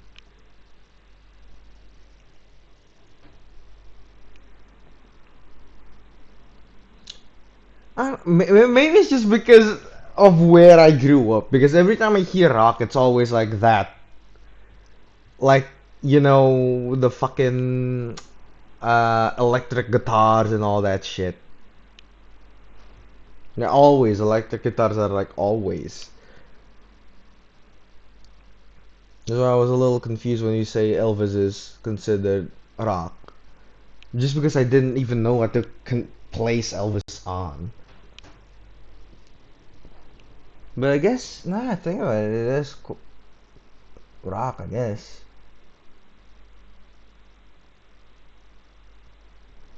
Yeah, I normally just listen to songs. I don't sort by categories. I just listen to songs and I just listen to what I like. I just don't even know what they are. Yeah, the roll, rock and roll, that part then, I guess. Because Elvis's music reminds me of. I know it's probably should be like the reverse of where like Elvis's like this song should remind me of Elvis, but since I get introduced to Elvis like way later, as you've known, like this is what's happening. But it's the car song, the Life Would Be Dream one. This kind of gives me like uh the style of Elvis music, like this one. I'm not trying to be insulting, but this is what it reminds me of. And I remember back then I really liked this kind of music. Like back when cars first came out. That Route 66, I fucking love that shit. But I just never, because I don't know what the fuck they're called. I just don't even search for the thing. I know it's probably really insulting to someone who loves Elvis to the point you do, but this is just the truth. Because I got introduced to Elvis way later. Because before this I know about him, but I just never bothered searching on his songs. Just because so that I know, like, I already know Elvis is good. There's also other good things now that I know I like. So I'll just have like a backlog of something that if I'm just bored. I can just listen to Elvis. I can just look forward to listening to Elvis anytime I'm like bored. It's not a fact. It doesn't sound like life could. It doesn't sound like it, but it reminds me of it. I'm not saying it's the same. I'm not saying it's the same. Yeah, it reminds me of it. It kind of reminds me of the vibe of it.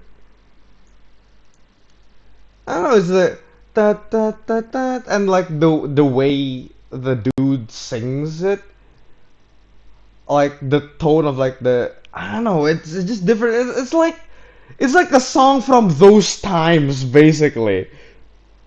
It reminds me of songs from those times, like the 80s. I honestly I don't even listen to things from the 80s enough to know what classifies as the 80s, the 70s, the 60s. I don't know, but it's basically not the 2000s.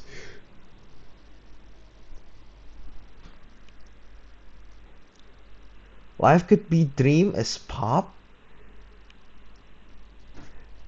See, again, I told you this like a few seconds ago. I didn't even realize Elvis was rock. I thought it was like country rock or something, which is not the typical rock I would think of when when I hear the word rock. When I hear rock, I just think of electric guitars and all that shit, and like drums in the background. When was rock actually invented?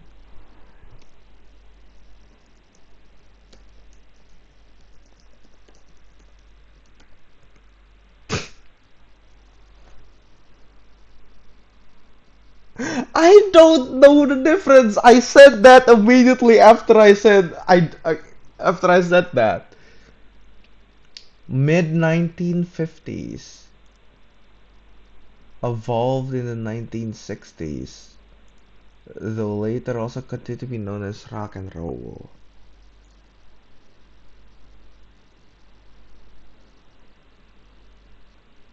God damn. Yeah, when I hear the word rock, I don't envision this type of guitar. I envision, the electric guitar.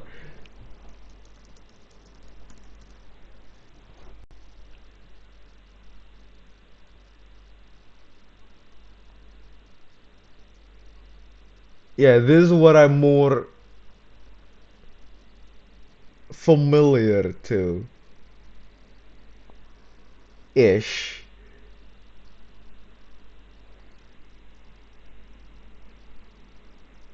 So what kind of songs was I listening to that? What the fuck?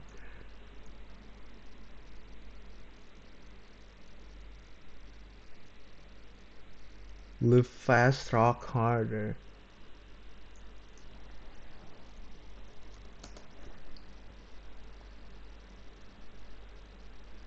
No, not this pedal.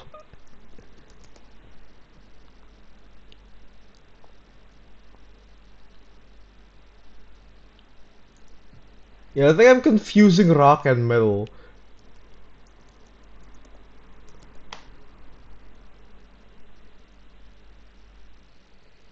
Jazz, alternative rock, blues, rhythm and blues.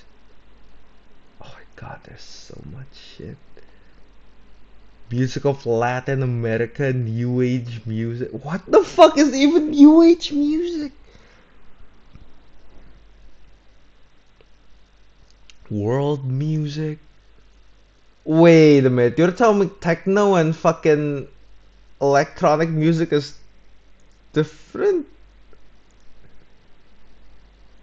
That sounds so dumb for someone who understands all this shit. Ambient music, progressive rock.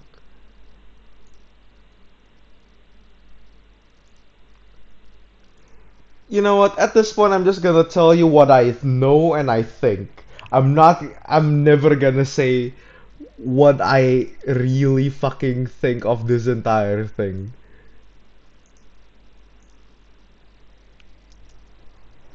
Just because I'll make a fool out of myself because I literally don't know shit and fuck all about music, as we've established.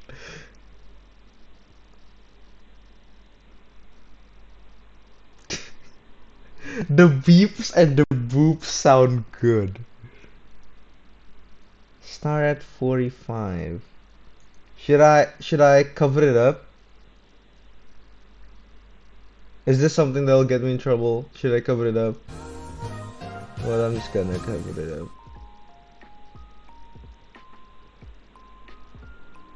I don't think you need to cover it up. Okay. Elvis scares. Okay, yeah, anything that does anything with Elvis, I probably should do it.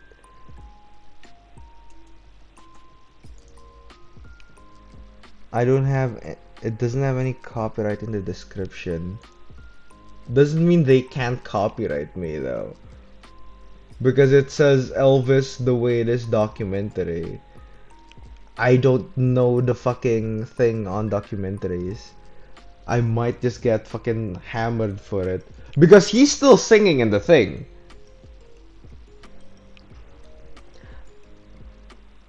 I don't know how to give credit in Twitch. That's the thing. I don't know how to give credit on Twitch.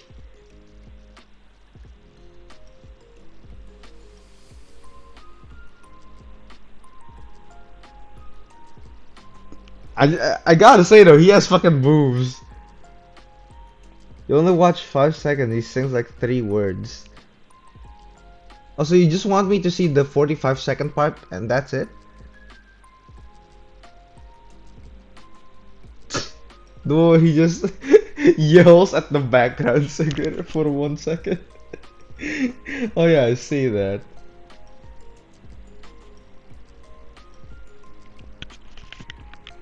Okay, now I see that.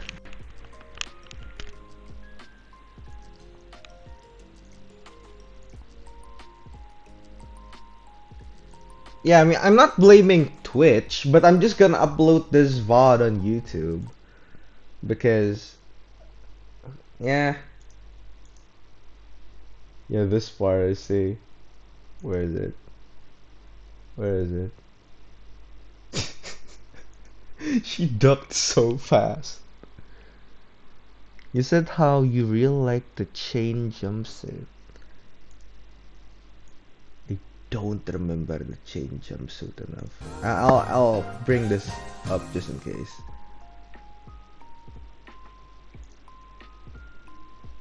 All right, this one. You know, I think that's fine. I can't put like the audio on it because I'm scared Twitch, not Twitch, YouTube will do fuck me in the ass. And I've had enough of that. K is still traumatizing me, I'll be honest.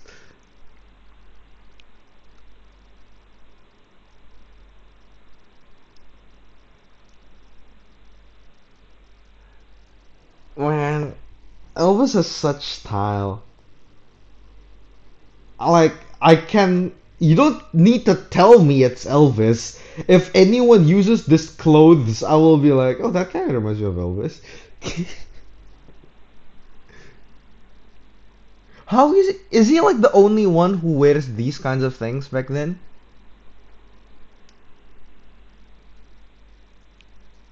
Is he like popularizing some other fashion style, or is this like his unique thing?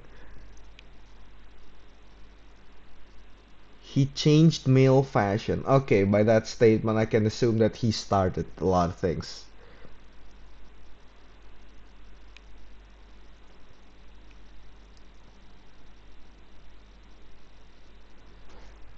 So before these, like, what were jumpsuits even used for? Like, just okay.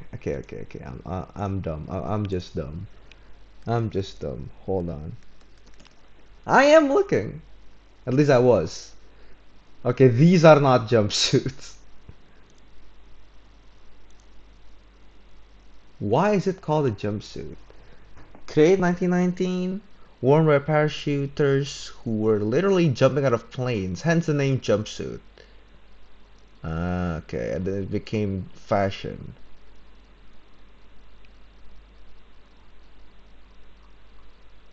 Man, jumpsuit is. It's hard to put into words, like, because that doesn't mean because I don't say anything about it, doesn't mean I don't appreciate the subtle movements he does. Because I do. It's just so hard to put it in words.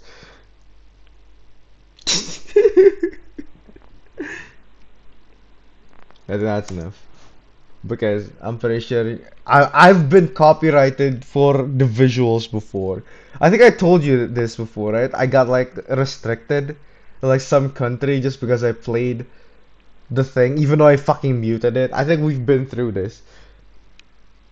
His moves are good. His moves are so slick. I like it.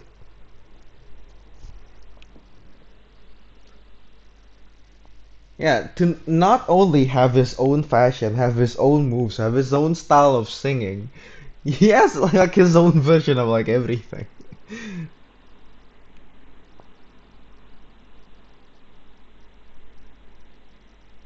Oh god, fucking robot bullshit.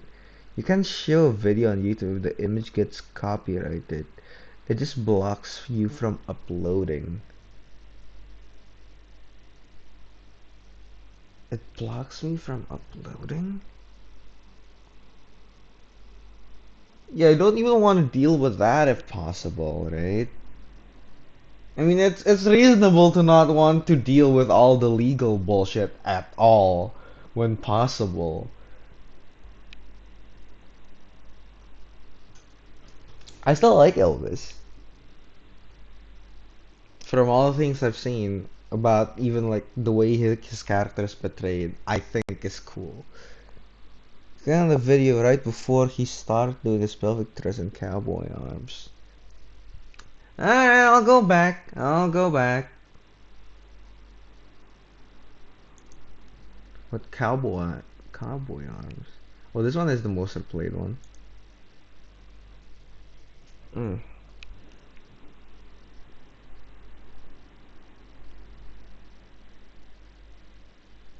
Alright, I also like Trouble. I think Trouble and Hound Dog is my favorite still so far.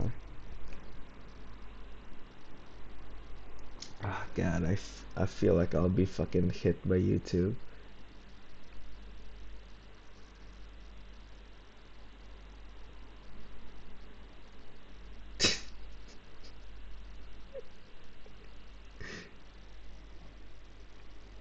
Okay, I don't understand this one too much. It's just him moving. Also, you can hear the song he starts doing public church. Every single woman starts shrieking. Yeah. I still remember that from other clips that I've watched. Not this one in particular.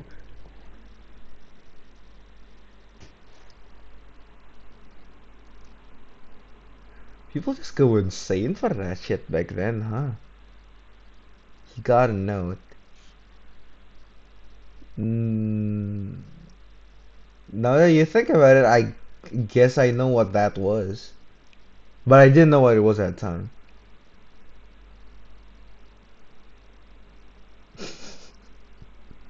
What's going on? Why is that note important? What is, yeah, what is this note even?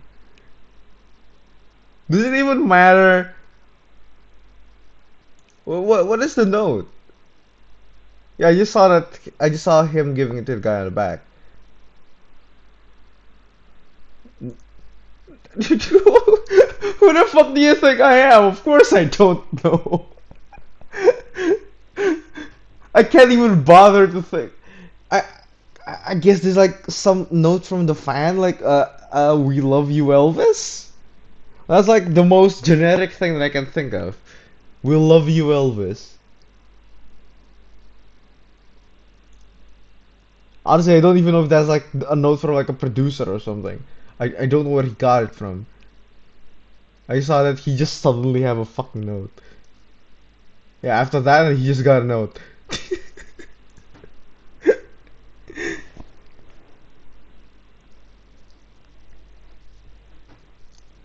Owen wrote her room. I see. I see. I was trying to get age restricted challenge. Well, my channel's not even big and all. I don't even want to do that.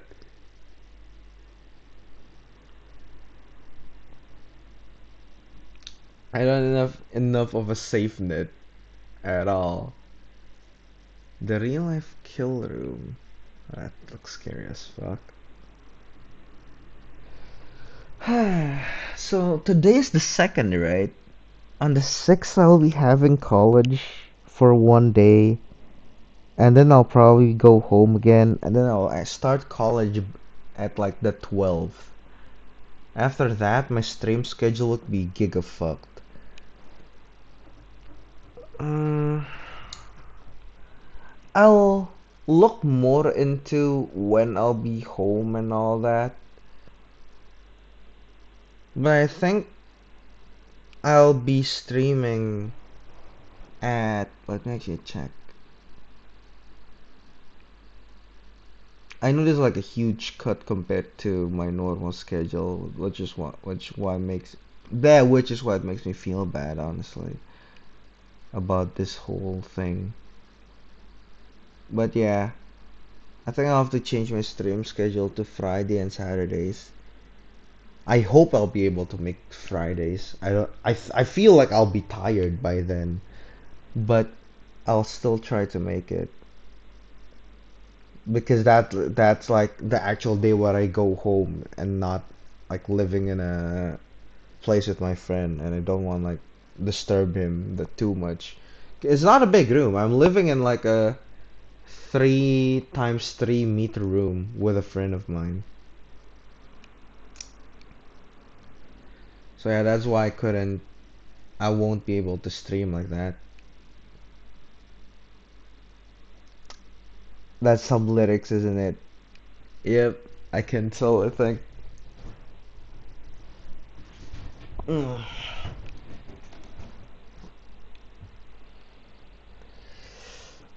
Oh god, oh god, oh god, my back. Oh, my back fucking old. Okay.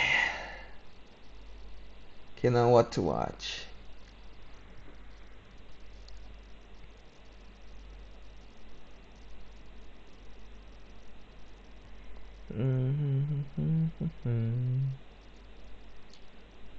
Facebook's killer clown.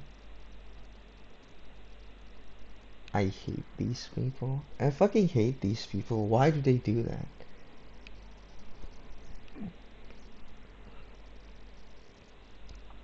Mr. Blue Sky.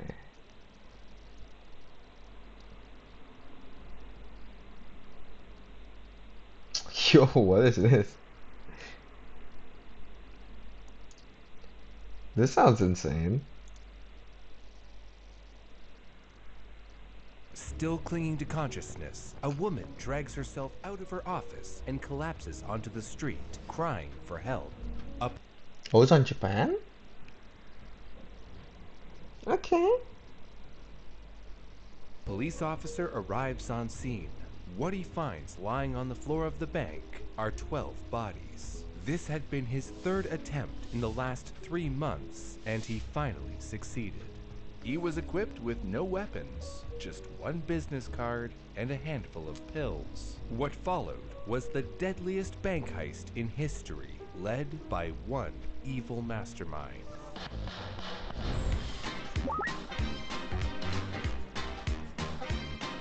Wait, what? Oh, did I?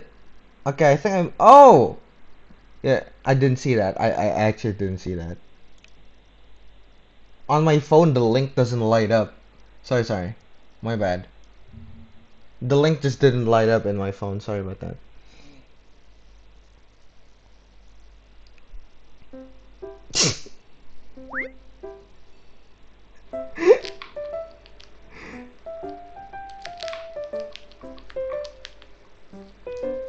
Tteokbokki.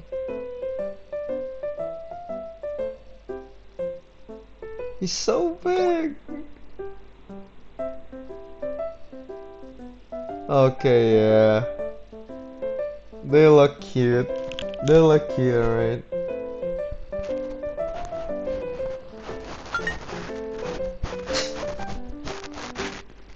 I didn't know hamsters get that big, honestly. The only hamster I've seen is like, the small ones here.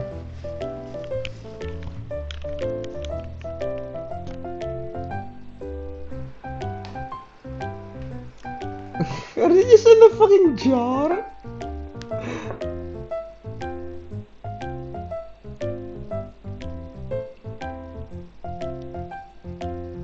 Show off their balls together. There is so much. There's so many hamsters.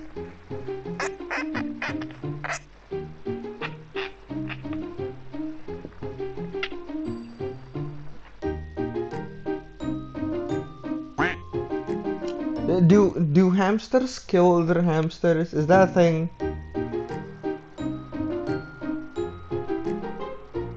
I'm kind of scared about having like that much hamster, I think, if I was the owner.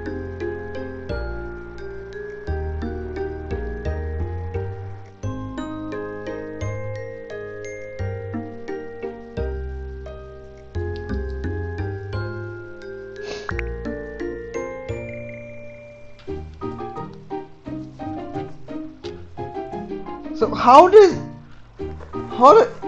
how do they be so calm? Like when you have that much of them, like in a place.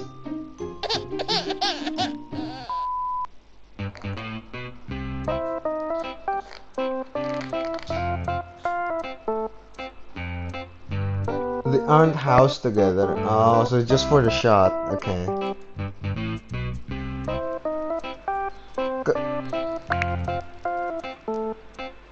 Like from these ones, obviously they aren't housed together, but like this one, I thought they were.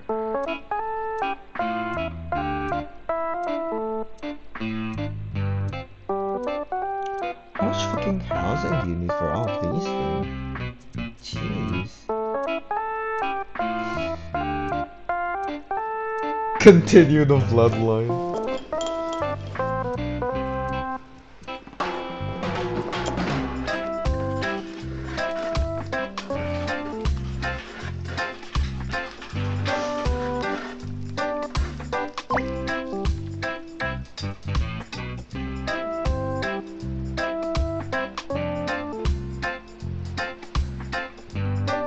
They're just fur balls.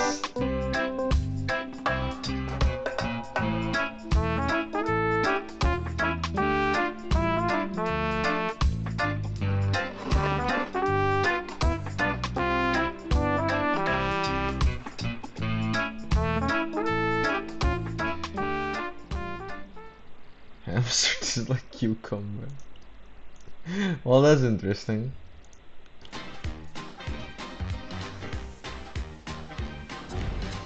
At 3:20 p.m., Yoshida Takejiro, the manager of the Tokyo branch of the Teikoko Imperial Bank, started toward the front entrance to lock up after a long day. Moments before he was able to shut the doors, a man wearing a loose-fitting white coat over a brown suit slid his foot in the door. Oh, I The hate that. That should be fucking illegal. man claimed to be an officer with the Japanese Welfare Department and pointed to an Okay, you know what? armband That opposite. you He can't do carried anything a about small that. leather case, reminiscent of a doctor's bag. He bowed respectfully and introduced himself as Dr. Yamaguchi Jiro, saying that he was there on orders from General MacArthur's headquarters, the commander of the United States occupying force in Japan after the end of the Second World War. Shit. Yamaguchi Okay, told the that's big manager that claims. his office was concerned about an epidemic of dysentery in the neighborhood, and he was there to inoculate everyone against the infection. Yoshida called all 14 other employees and one of their children who was at the bank that day into a bank office where Yamaguchi explained that everyone needed to take 2 sets of meds. The first was a pill, and the second was a liquid medication he poured into everyone's teacups. He was insistent that the second set of medication would need to be taken immediately after the first. He told everyone that the drug was Oh, very that's potent, and they sus. should be careful not to let it touch their teeth, and to just stick out their tongue a little. The doctor then took out a large bottle from his bag and poured a dose for each person there, mixing the substance with some tea. He shouted, "Dozo," meaning go ahead, and everyone downed their mixture. Some of the people began to cough violently, but he told them that Like the fact that everyone needs to take it at the exact same time is already the sus to second me. dose would help them find relief. He poured more of the liquid into their cups, and they quickly drank it. One of the employees complained that their throat was burning and asked if they could gargle some water. Everyone hurried to a water fountain, but before they could get a drink, Nichimura Hideko, one of the accountants, collapsed. He fell to the floor, his eyes Elvis is so famous that you can say, "Oh, do you like Elvis music?" and everyone will recognize it. Apparently, except me. Another employee, Takeuchi Misako, bolted for the manager's office, but her body gave way and she crashed to the floor as well. I present Did they just die? Lord Grillburn! How I the am skeptical that Grill, the crudest of meatbags, could attain the rank of Lord with his subpar lineage. Golly, I've been hard now thanks to today's sponsor, Established Titles. Glad to meet ye. Established titles Oh, is based on a historic this. Scottish custom where landowners are referred to as lairds, or lords and ladies in English. Yeah. By purchasing as little as 1 square foot of dedicated land on a private estate in Edelston, Scotland, you, a friend, or a loved one can officially become a lord or lady. Aye, laddie. And in an effort I to think I preserve remember the this. breathtaking woodlands, Established Titles plants a tree for each order with global charities. Yeah, I think I watched a Spiffing Brits video where he found a way to get free lands basically from one of these websites to the point where he has like 100 yards of land that he could get more, but he was like locked into it because they figured out the exploit. 1 tree planted and But trees you for could the actually have like a future. lot of free land from that shit. Last minute title is official. You can even get Lord or Lady on your ID or credit card. Bro! Okay, that's sick. I kind of want that actually. I actually kind of want Physical that. frame certificate with your unique plot number and the first 200 That's so people cool. purchasing What the a title fuck? pack with our link Is having a lord on your our name. plot. Want to neighbor our kingdom? Aye. Established Titles is now running a promotion for a great Labor Day sale. Plus, if you use our code Having BREW, lord get an on your additional 10% off. title Go to and just having it on your credit card. establishedtitles.com/brew to get your gifts now while supporting our channel. Mark my words. Once Hey, I that's achieve sick. my lordhood, you meatbags will kneel before me. Kneel in despair. Around them, the rest of the bank employees fell to the ground, thrashing in pain. Wasting no Okay. time, Yamaguchi That's strolled over to interesting. a counter and shoveled as much cash as he could get into his bag, around 164,000 yen. That's and a not check much for at about all. 17,400 yen, the equivalent I mean- of a little over 7,000 US dollars today. Takeuchi, still clinging to Is it consciousness, worth dragged it to herself kill from the that? back office to the front door, I mean, I where don't know she if you're dead, collapsed out honestly. into the street, crying for help. A police officer heard her calls and arrived on the scene moments later to find what was later described as a battlefield. 12 hellishly still, slowly cooling bodies lay strewn across the floor of the bank, frozen in a tableau of terror. Of the 16 who took Yamaguchi's medicine, only 3 survived. The trio What? were immediately taken to the hospital, where their stomachs were pumped and given antidotes. Despite their terrible condition, they all survived. Okay, what Upon the investigation fuck? of the teacups Yamaguchi poured the medicine into, forensic investigators found traces of potassium cyanide, a deadly poison. In the end, 12 people died, including the young child. Mark All for $7,000. That's not worth it at all. the Killing? incident as the deadliest mass killing in Japanese history for the next 40 years. In the following days, Officer Ohori, Jesus Christ. investigating the incident, found the same man had gone to 2 other banks leading up to the mass killing. 3 months prior to the Teikoko incident, a man calling himself Matsui Shigeru, claiming to be from the Ministry of Health and Welfare Prevention Bureau, showed up at the Yasuda Bank's Ibara branch right at closing time, giving the bank manager the same spiel about inoculation. There were 18 people inside the bank at the time, and all 18 drank the mixture. Fortunately, the Oh. poison was too weak, and no one was harmed. Another attempt, this time at the Bank of Tokyo's Mitsubishi branch, failed as well. They all A man still with a drink business him. card for Dr. Jiro Yamaguchi arrived, saying he needed to disinfect the bank and give all the employees some medicine. The bank manager was skeptical, but before they could find out more, Yamaguchi-san had already fled. Witness testimonies showed police that it was clear that Dr. Matsui and Dr. Yamaguchi were the same person. They Yeah. described him as a middle-aged man with a scar on his chin and a mole on his left cheek. Japanese culture puts great emphasis on the trading of business cards. There are Yeah. many rules of etiquette, and it's considered rude not to give one out to everyone you meet in a business setting. So, the man claiming to be Dr. Yamaguchi and Dr. Matsui gave out business cards to help corroborate his identity. Police didn't know who he was, but his assumed identities were a good place to start. Not long after they began pursuing this line of inquiry, they discovered that Dr. Jiro Yamaguchi was a total fabrication, and the business card was created at a shop in Ginza, a neighborhood in Tokyo. Dr. Matsui, on the other hand, was a real person, and he lived in Sendai. Lucky for him, he was a well-known member of the community and was far from Tokyo at the time of the mass killing. The Okay. real Dr. Matsui had a rock-solid alibi. However, this was still a major break in the case for the investigators looking into the incident. Police found that the good doctor had recently printed a set of 100 business cards and had traded away 96 of them in recent weeks. And since the killer had to have met him in order to get their hands on his business cards, he had to be among those 96. The police then found Oh, the identities damn. of the people that Dr. Matsui had given business cards to, and slowly, one by one, went down their list, checking off Shit, anyone that had an okay. alibi the day of the killing. That is Before cool. long, authorities had managed to account for the locations of all but one of the people on their list, an Yeah. artist named Hirasawa Sadamichi. Speaking with the authorities, Dr. Matsui recalled meeting Hirasawa on a ferry on the way to Hokkaido. However, police couldn't find any trace of the man, save for the records that his home in Tokyo had caught fire twice under mysterious circumstances. Investigators went to speak with Hirasawa at his home, but he wasn't there. His wife told them that her husband had gone to Otaru City to be with his parents who were very sick at the time.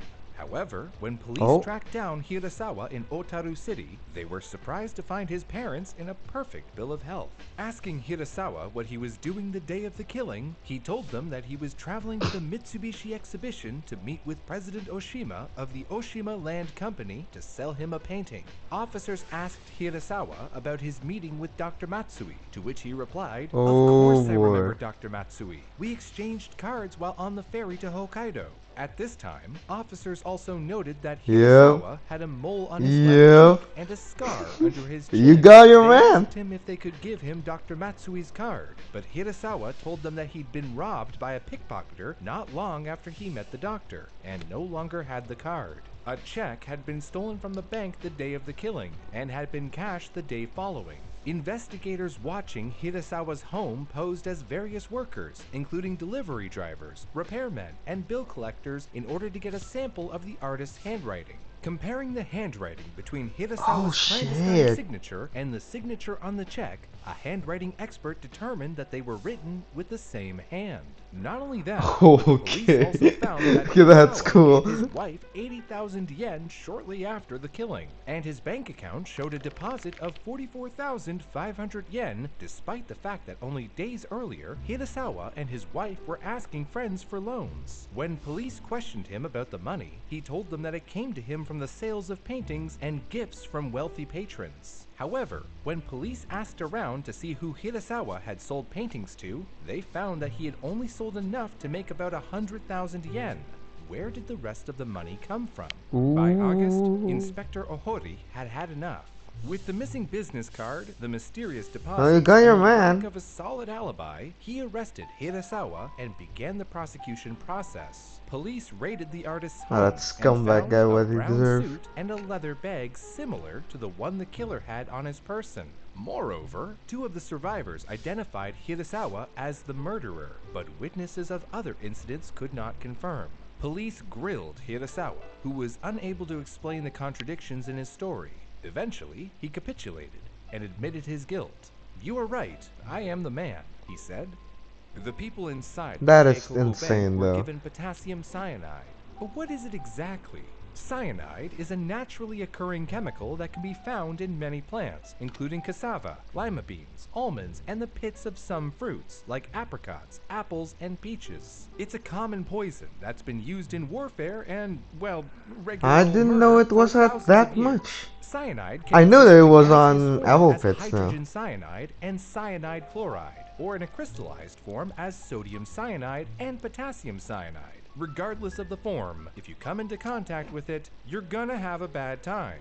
The most As common we've cause seen. of cyanide poisoning is actually smoke inhalation from house fires, and it's also released in cigarette smoke. Hydrogen cyanide is a byproduct Well, of more reason burning not to tobacco smoke. in an Not I smoke at all. oxygen-deficient environment. So, tack that down as one of the 10 billion reasons not to smoke. Cyanide affects the central nervous system and your cardiovascular systems. A lethal dose of cyanide gas will kill in seconds, while salts lead to a death in minutes. If you've been exposed to a lethal dose, you likely don't have time to notice the effects. That said, this is what you should look out for if you had a less than lethal exposure. Central nervous system symptoms include headaches, anxiety, confusion, lethargy, seizures, and a coma. Cardiovascular symptoms Well, include great. a slowed I- heart rate, I'll followed I'll immediately go to the doctor if I have a coma. by a rapid heart rate, low blood pressure, and trouble breathing. Survivors of cyanide poisoning occasionally develop Parkinson's disease and other neurological disorders. Jesus. Treatments always begin with removing exposure. In some cases, this includes removing clothing and diligently washing skin with soap.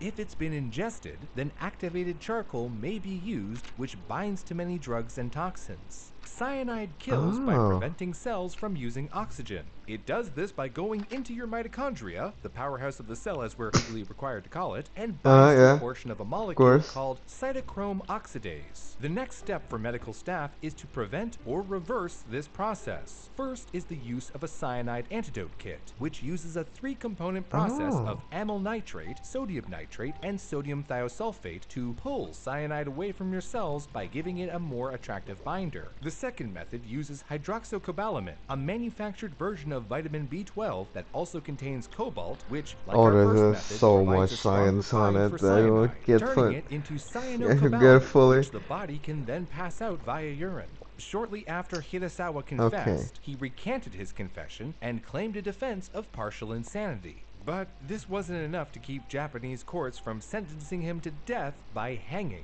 Hirasawa's lawyers were smart, however, and argued that the Japanese constitution forbade individuals from taking their own lives, and hanging technically fell under the purview of self-strangulation, therefore he could What? not be executed.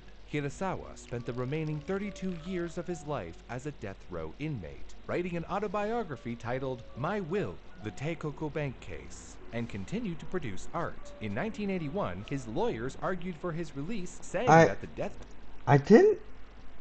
You can't paint in prison?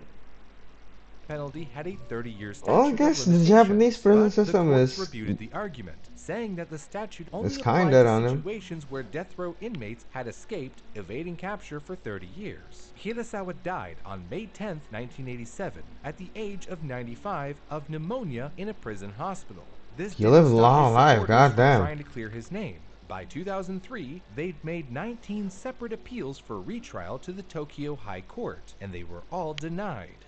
There were issues in the case that contributed to Hirasawa's widespread support. During the original trial, he had claimed that his confession was coerced, taken by use of brutal, non-stop interrogation and torture. His lawyers argued eyewitness testimony could not be trusted, as only 2 of 40 witnesses actually identified him, and they had become more unsure of that as the trial went on. The only hard evidence connecting Hirasawa to the robbery was the business card that the killer left in the bank.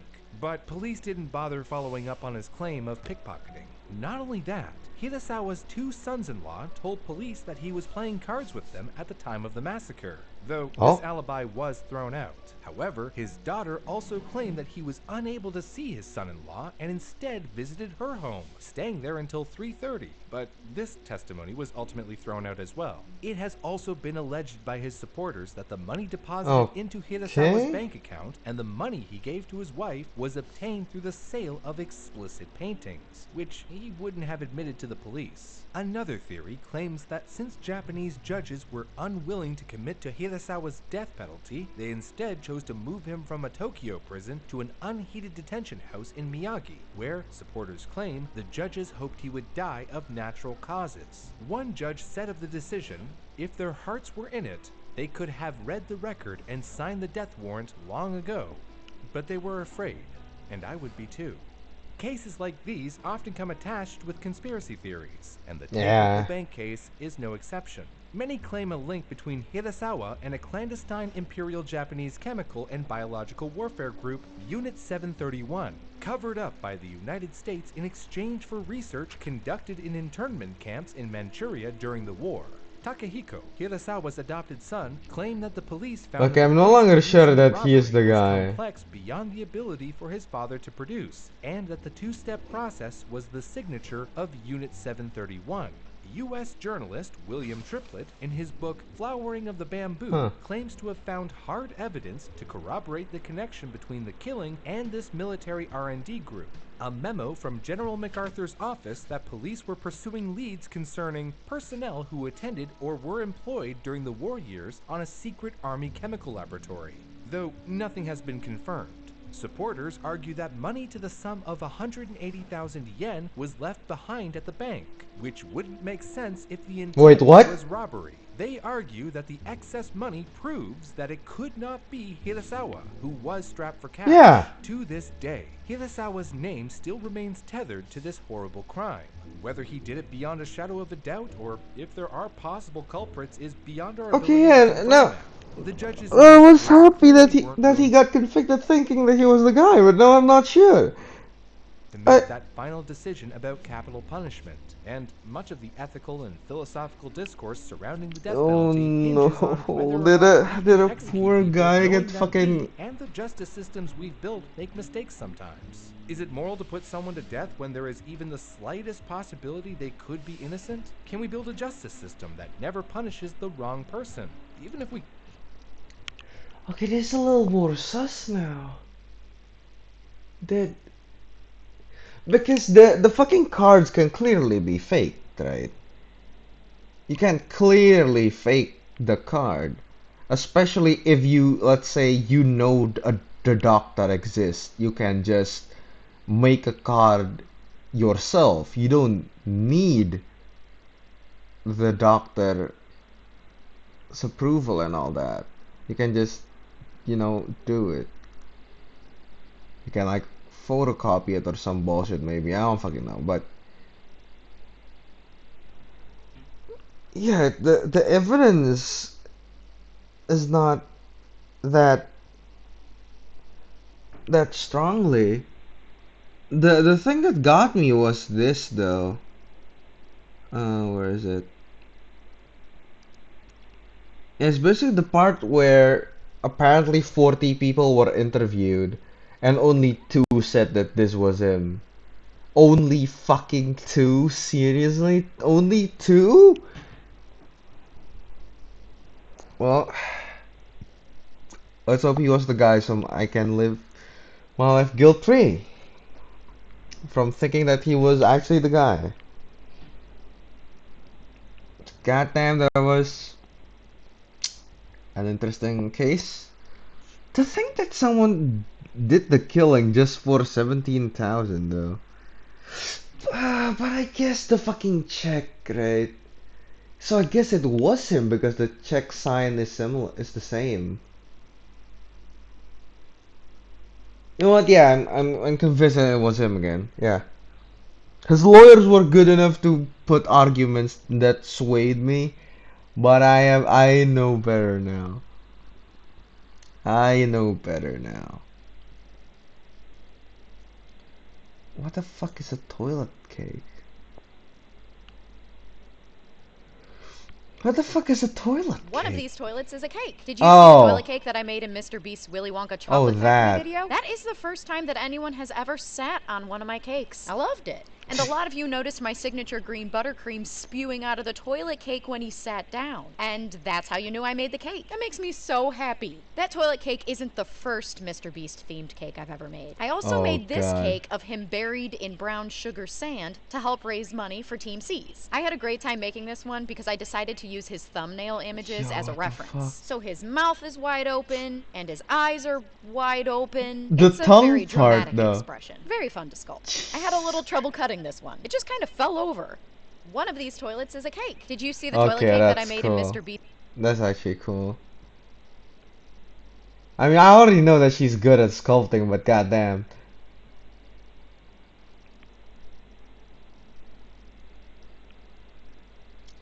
$1 Wagyu, huh? Have I watched this video before? I don't think so, right?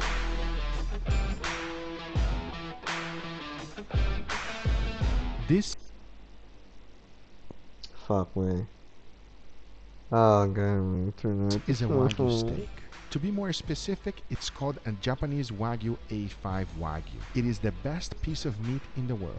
There's nothing better. And to think that I we can see. make this out of $1 is absolutely ridiculous. But at the same time, I'm gonna try it. This is the $1 Wagyu steak experiment. Let's see it. And for our beef, I am using an eye round. If you are unfamiliar with this cut, let me tell you something. That's It the is worst cut, not right? amazing. It is a hard-working muscle and the fibers are large. And we're going to be taking our steaks out of it. The first thing I need to do is clean it up. I want to remove all the silver skin and connective tissue. Since there's a little bit of fat on top, I'm going to be leaving that one alone. Once I was Yeah, done, it this is what looks like. hard.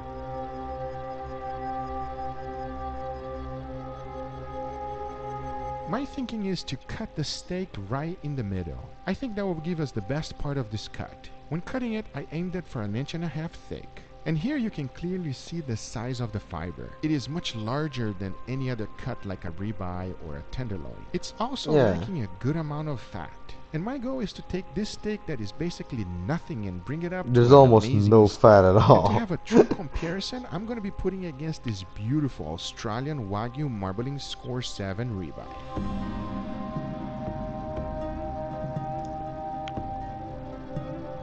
As you can see, this steak is Gotta what love meat Wagyu. eaters dream of. It is a steak that Yep. once you eat it, you will never forget. For a better comparison, here is one next to the other. For An some reason, my dad MSB7 hates and the Wagyu. MSB I don't know -0. why. It seems like the fat just took a hike and it never came back.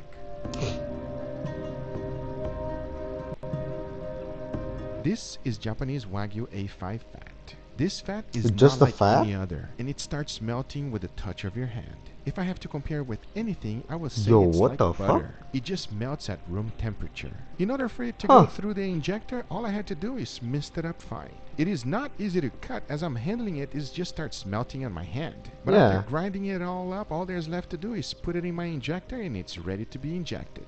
Since the meat is extremely soft, the first thing I wanted to do is to firm it up. To do that, I just add it to my freezer for 30 minutes. Now to inject it, it's pretty straightforward. I'm going to be using a syringe. This allows me to put as many holes as possible and make sure that it's precise. After ejecting as much as I can, you can see that it starts oozing out. So all there's left to do is clean it up. and This I was part left looks with a disgusting, perfectly but okay. Beautiful $1 Wagyu. That looks disgusting! To stop the fat from oozing out and melting, I decided to freeze it for 30 minutes. Once the 30 minutes were up, I put them next to each other, and this is what they look like. It's not even a comparison!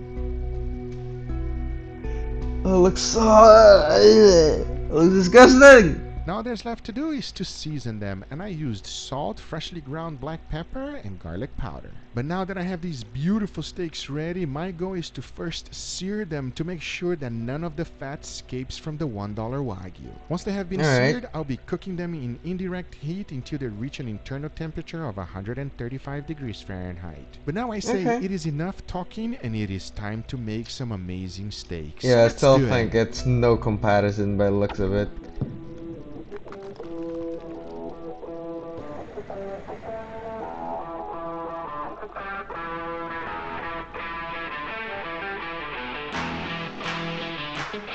Barbecue Dragon.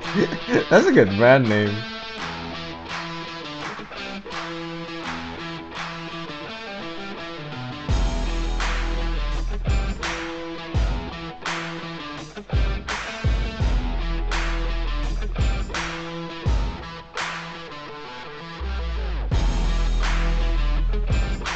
Okay, let's see. What, sealed it off completely? Okay.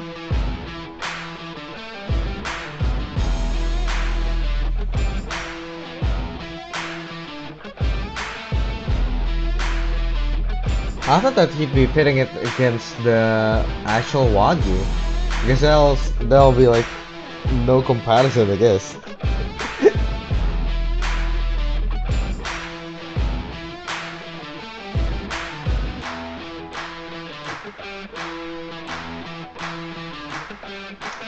Okay, it looks a little disgusting, but oh, let's see. All right, everybody, we have our beautiful steaks here. What do you think, Angel? Look like different.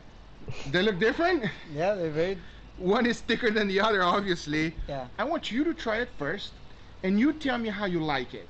No, don't do that face. Anyway, Is this gonna be terrible? maybe, maybe it's gonna be unedible, but I can't wait to I find don't. out. It's still There's nothing. meat. You wanna Obviously, it's try it edible. together? Okay, go for it. And we want to know. It's a regular steak. What do you mean a regular steak? Regular steak. What do you mean a regular steak? He's eaten such good food here that he doesn't even taste that it's Wagyu. It's just a regular steak I to don't know him. what you want me to say. Is it like good? Yeah. Really? It's good. Bro, just try it, bro. Last time you tried the steak, this is what we said, everybody. This is not fun. This is not good, everybody. No, Oh, that. I don't enjoy that. You? No. Oh, first I time guess he you're curious ate the now to thing find out one. about this video, huh? You're confusing me, bro. Well, I'm excited to find out what it tastes like. Is it good? Yeah. Okay, hold on. Before I try it, you go ahead and you try this one here. Now we're comparing. They're supposed to be the same exact steak, yeah? So you Okay. tell me. Go for it. What happened? No comparison? This is trash. Come on, Angel. Which one is better? This is garbage. Yo, I think Chica could eat this one.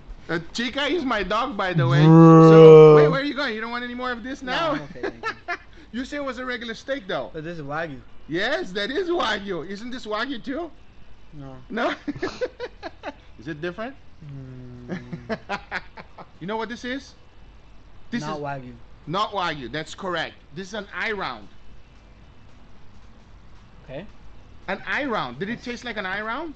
It's a little bit surprising. Really? Yeah, I thought it was like select choice-ish. Four-eye, four-eye. That's kind of good. Yo, I'm not happy even gonna with bother that. saying that Why? one. I'll just They do it put- in the Was it service. kind of tough? It was a little bit tough. And then We can fix tough. You know how we can fix tough, yeah? no, let's not do that. With your favorite method, pineapple. No. But what about, did you feel fat inside of it, this one? It had the flavor was there. It was good. Uh-huh. The flavor. I mean, look, you No, have one on your fork. I Why don't don't want to you, be biased. I want to understand what you feel before I try it. The flavor is there. There's a good flavor. You Uh-huh. can taste like there is some fat, Okay? but it's so much more tough than a regular like actual Mm. Wagyu. Like if you Right, have a right, Wagyu, right. like It is my turn, everybody. Let's give this a try. So I guess it'll be better if we dry age it and It's do not that. bad. it's not. I would say it's like a regular steak. Yeah. Yeah. It's like go to a restaurant. That's probably what they give you most of the time. He's an eye Big round. improvement, I would say, From an eye round. from the last eye round we had. I agree. It gave a bit much better improvement. At the same time, it is still a little tough. Let's compare it with Wagyu, yeah, and see Yeah, what. let's compare. No, there's no comparison with actual Wagyu now. This is trash. No. Mm. Mm. This one you chew because you want to keep chewing. That one you chew because you have no other choice. So that you can make it go down. That's true. But I will say this: when you bite on it, the fat does explode a little bit.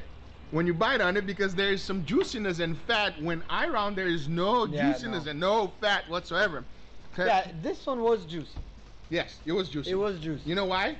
I grabbed Wagyu fat and I put a bunch of Wagyu fat in there. Is that what that is? That's what that white stuff is. Look at that. I thought it was like something you did, like maybe like a corn or something. You just sprinkle it or something. I was like, what is that? It looks like a corn, a piece of corn Like or a something. peppercorn. Would you pay $1 for this one? Yeah. Yeah. I paid like $1, yeah.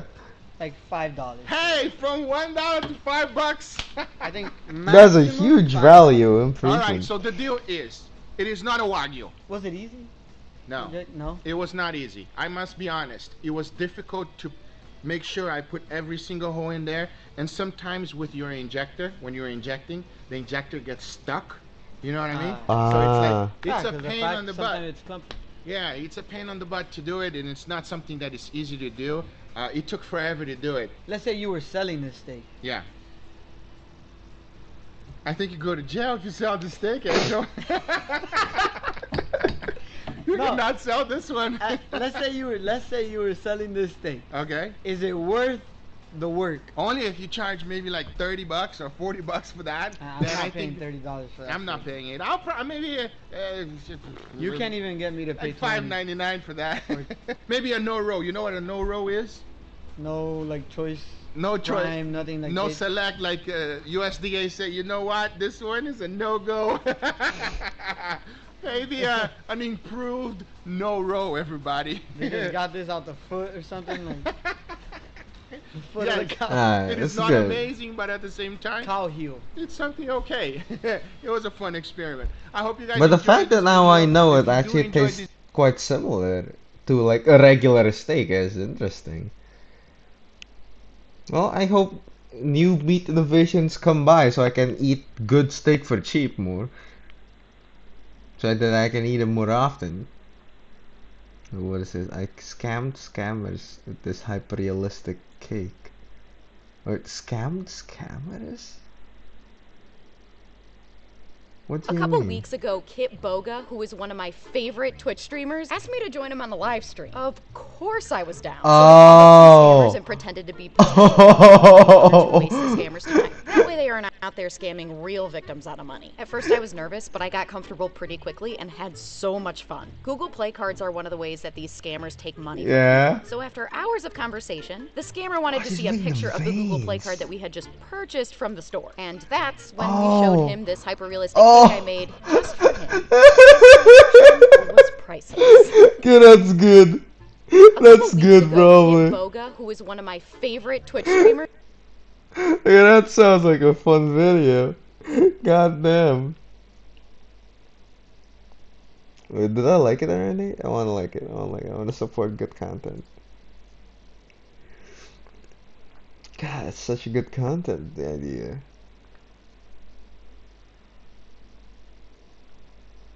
Come on, what else to watch? What else to watch?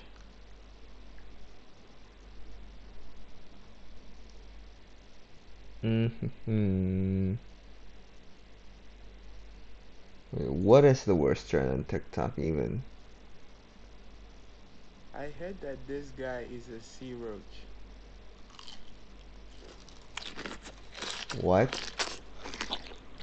Oh, TikTok. An app that has allowed people to get I'm famous cringing. for, well, literally anything. And while that definitely has its positives and has provided some people with platforms that they might not have had otherwise, it also has its Okay. negatives, such as people feeling the need to try and trick others into thinking that they have an abnormally high spice tolerance. Now you might be thinking, August, that's kind of a specific example to go with, don't you think? And Yeah. I would if this was the first time we were talking about it. For some reason, it's become a very big thing on TikTok to eat a bunch of, quote, spicy Why does he look like that?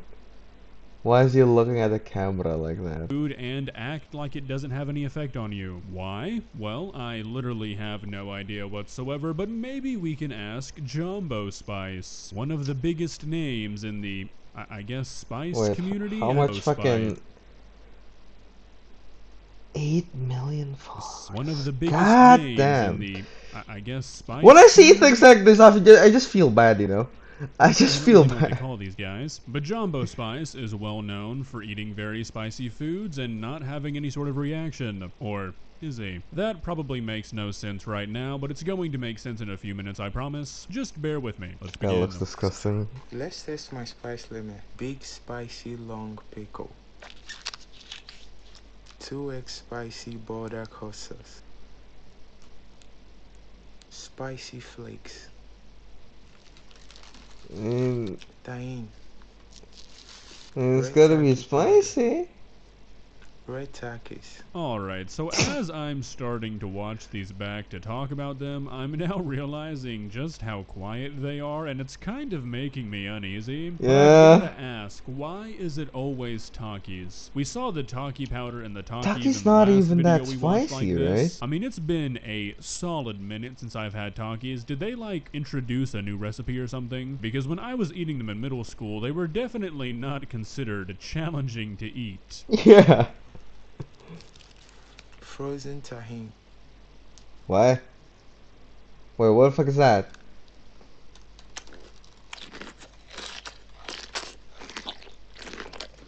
Okay. No. No, that sounds disgusting. No. Nope. Nope. It's enough to know that it's back in TikTok, and thank God I'm not in TikTok.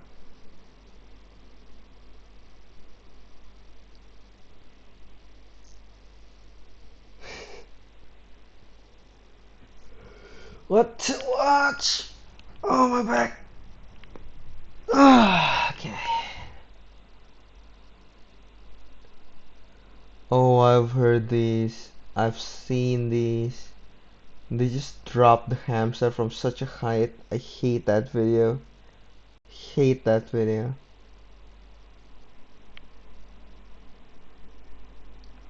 Skins. I mean, I guess I cultivated this, but my fucking recommenders is all weird.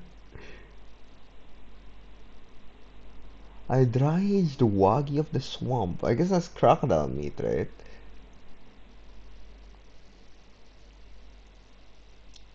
What? That's illegal. Not wishing until AR 61. And you only have that much wishes? That's not much at all. The fuck? Oh. No fucking no. Okay, I wanna see this. Living with lag the entire fucking day. This is a confetti cannon. Beautiful, right? Well, how about now? Not really. This is life slowed down to 5 frames per second. Oh Nauseating, god. right? Well, for the next 24 hours, I'm going to be living entirely in 5 frames per second. Oh my god. Well, it sounds like an interesting idea, actually. Goodbye, cruel world. In 3. Oh no. Hello, cruel world. In 3, 2, 1. Oh dear. First things first, it was time for a spot of breakfast. Well, can confirm that the worst part of today is going to be setting up the cameras. That was hell. Ooh. Alright, I think we should maybe go for like an eggs on toast type vibe. Maybe I would just order food. You had that coming to you. So for some reason, I thought it would be a good idea to have my breakfast outside. It's one of the hottest days of the year, and also I almost died on the way down the stairs. Oh my days. You know, if there's one thing I've learned Okay, that's so probably the far, worst is one. cereal in 5 frames per second still rocks. I'm getting out of the sun because it is so hot, dude. So with 2 hours already gone, next I decided it would be fun to go for a drive. Oh, In the passenger's no, seat, it doesn't. obviously. Okay, good. Thank God. Ah! I literally thought we were about to crash into that bus. It's so trippy, dude. Oh, McDonald's. We'll be back for you a bit later. Before then though, a little bit of exercise. So the plan is, I'm going to just literally run a lap of the track as fast as I can. My prediction, You'll fall. 5 minutes. 5 minutes. Oh, see, your hands must be trippy on 5 frames Tell me ago. if I'm about to walk into a pole or something, right? Ah! Oh, it was the shadow of the tree. Oh my days. Oh, I'm starting to feel very ill. The cereal's not going to be down for much longer. That was pretty great. I think that's enough exercise for the Well, day. you didn't fall. I was wrong there, at least. I'm actually feeling pretty good. That second lap was not as fun as the first.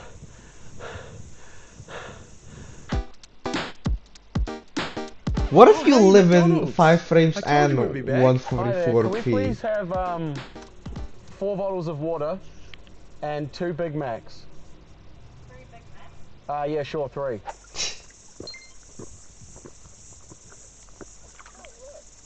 Wow, that works surprisingly well. Gotta be honest, lads, I'm starting to suffer here, so I've come to a nice peaceful Just location starting. to eat my Big You Mac, sure about that? and there is absolutely nothing that can distract me. Yeah, baby! Oh, this was not a good idea after a Big Mac. Oh, that is so much fun. Only if you close your eyes. And just like that, it was back to the car and on to our next destination. And oh boy, do I have a story for you. So the plan was to head to a hotel room that I'd booked the night before. When I got there though, they were like, oh, sorry, we've double booked your room. Bruh. Kidding me. Would it be okay if we upgrade you to a more expensive room with a view of the harbour? I guess that would be fine. Why, hello there. Let's go on a little room tour, shall we? That's just I'll bullshit. start at the minibar. I'll try to start at the minibar. Holy crap, that is sick.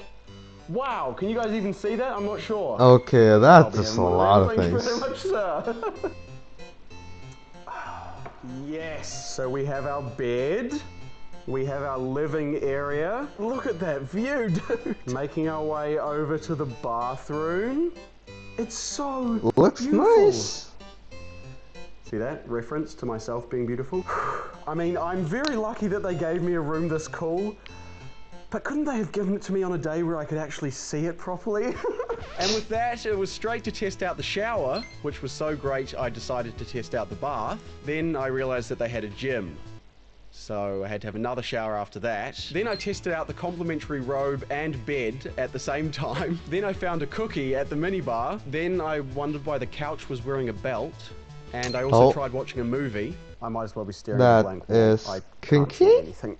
So I resorted to holding my phone right in front of my face, which I later dropped. Hang on, is that a Rhino Shield phone case?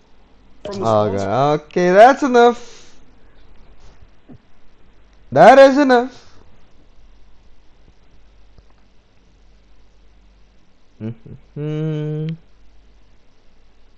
Oh god, I'm curious. This sounds like what rendang is. Welcome back to Souvenir Everything, guys. You know, sometimes I get some wild requests from you guys. At the same time, I am very curious to find out what happens when I cook a brisket for a whole month. There's nothing like a good old brisket explosion. Whew.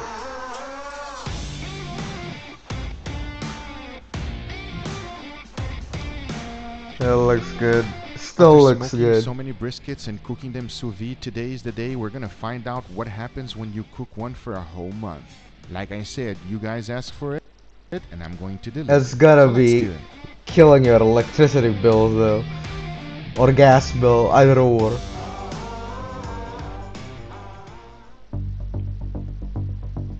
This is a 15. Why does he always use the suspenseful music? Brisket, which I got it from Sterling Silver Premium Meats. We call it full packer because it has two muscles, the flat and the point. When I cook brisket, I Okay. like to trim it well. I have no idea what will happen to this one, but at the same time, I'm going to treat it as if it was a regular brisket. For the flat part of the brisket, I like to leave a quarter inch of fat. The point, however, has a lot of intramuscular fat, so I like to remove all the external fat from the top. Once I was done trimming, this is what it looks like. Looks good. Looks like good cut of meat. To make sure my seasoning will stick, I am using Worcestershire sauce. This is not to give any flavor to the meat. It is basically a binder to make sure that my seasoning will stick. Talking about seasoning, I kept it pretty simple with salt and freshly ground black pepper. As you know, this is a big piece of meat, so you gotta season it well, including all sides and the edges. Now all there's left to do is bag it up and get it ready for the water bath. I'm gonna be cooking this beautiful brisket at 131 degrees Fahrenheit for 31 days, aka 1 month. God, the electricity bills. I don't know what to expect. I'm excited to find out just like you guys are. But enough talking, let's take it out. Let's do it. I'm more interested in his electricity bills.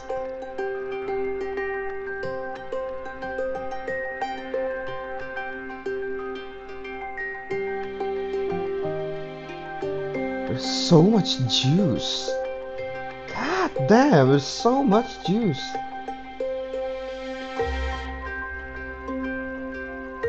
Well, it shrunk a lot.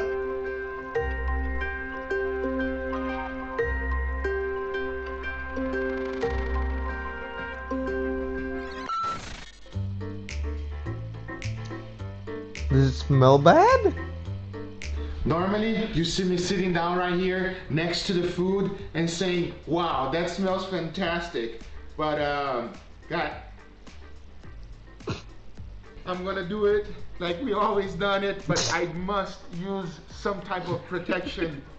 Even the protection. Sniff it, come on. I can't. It's so bad.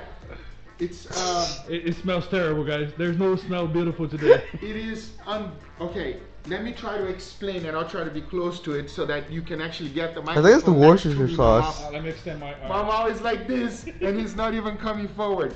It smells like a baby What?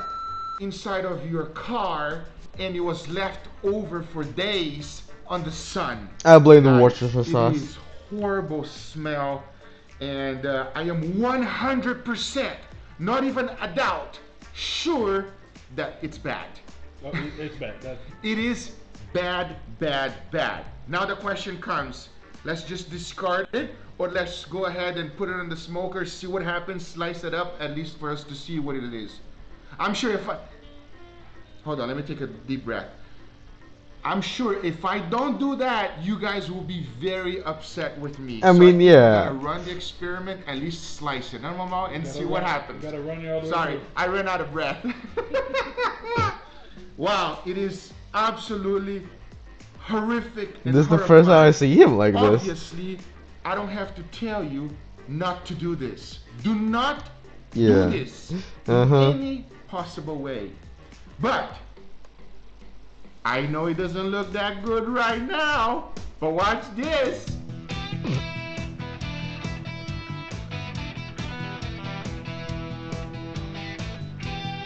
You know it's a bad sign when it's like giga wet like that.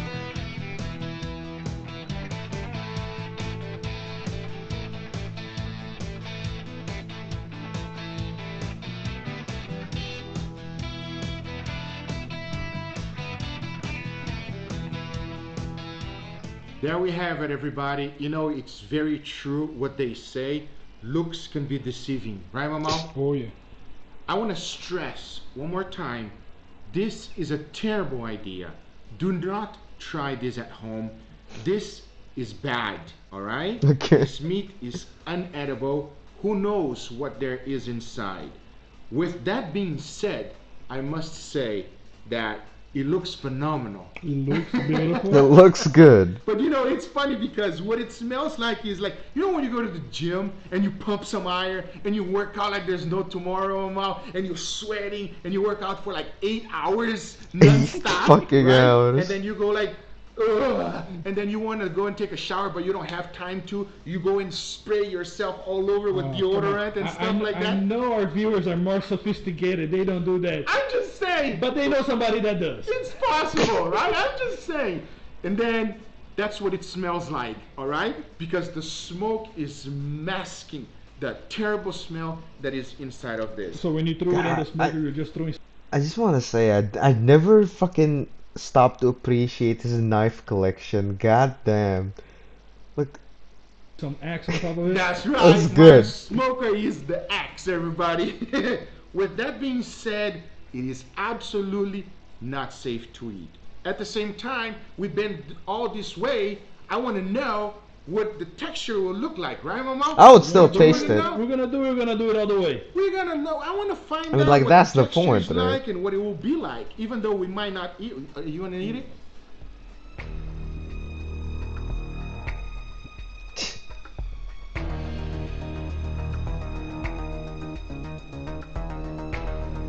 It looks giga dry.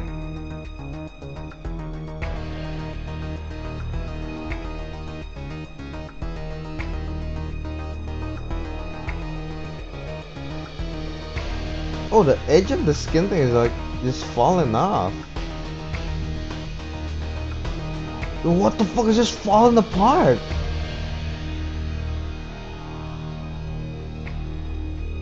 Okay, I've never seen that before. What the fuck is that happening?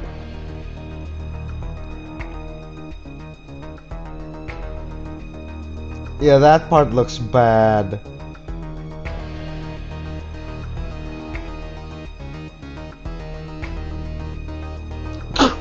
Oh god, that's bad.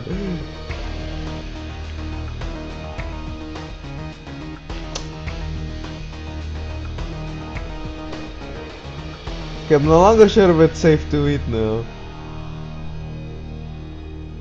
Are you okay, Mama? It's a little bit unbearable. Anyway, are you ready for this? Right now, I wish I was Darth Vader. Darth Vader, yeah. Alright, we gotta do this, Mama. Let's do it for the team. Oh, alright. Alright, everybody. This is a little bit unbearable. Let's just say it. A little bit. It is difficult to describe to them what it smells like.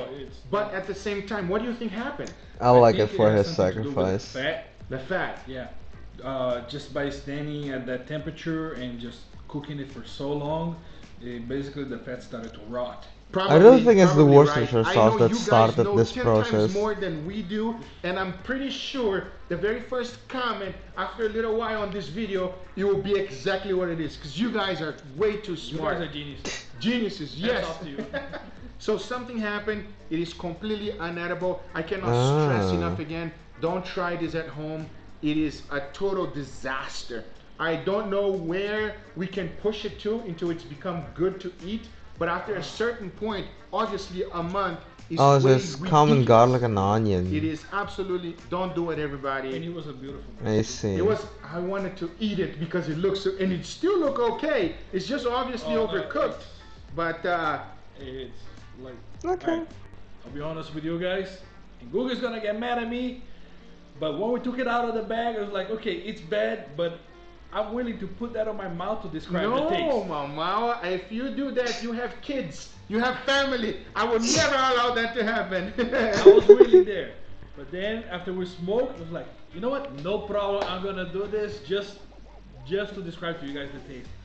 But after we cut it open again, no. It's all I can do not to throw up right now. Honestly. I would say that it is That worse bad, now huh? than when we open it with the bag. Yeah. Because the smell of it just went like woof, and that's what it is, guys. I know you guys are smart, and I know they're gonna let us know what happened. Something happened. We recommend you do not do this. Do not even think about it's it. just It is a waste of your time meat. and brisket. It is horrible. And The only reason I did electricity. it is because you guys asked for it. You want to find out what happened, how long you can push it, which is kind of good. We know that a month is ridiculous. A week steak, I did it before, it's absolutely ridiculous, right? But we want to find out how long we can push it. And normally on a very long type of cook, we push it for a very, very long time. I mean, a steak you cook for a couple of hours and you pushed it for a week. Exactly. A brisket you cook it for a couple of days, so we pushed it for a month. Obviously, a month is way too much. It is ridiculous. Don't do it, everybody. Unbearable. Maybe a week, maybe 2 weeks. I don't know. If you guys want to see an experiment like that, one week brisket versus 2 week brisket. At least now we know. At least now we fucking know.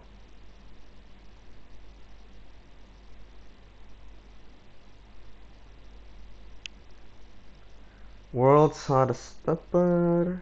I don't like fucking pepper.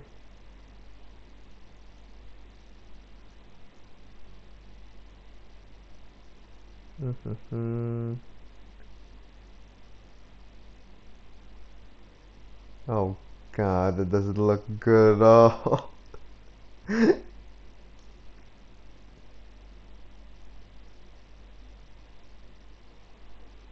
Oh yeah, this. I watched this video. Do not sleep with your shoulders on the pillow, basically.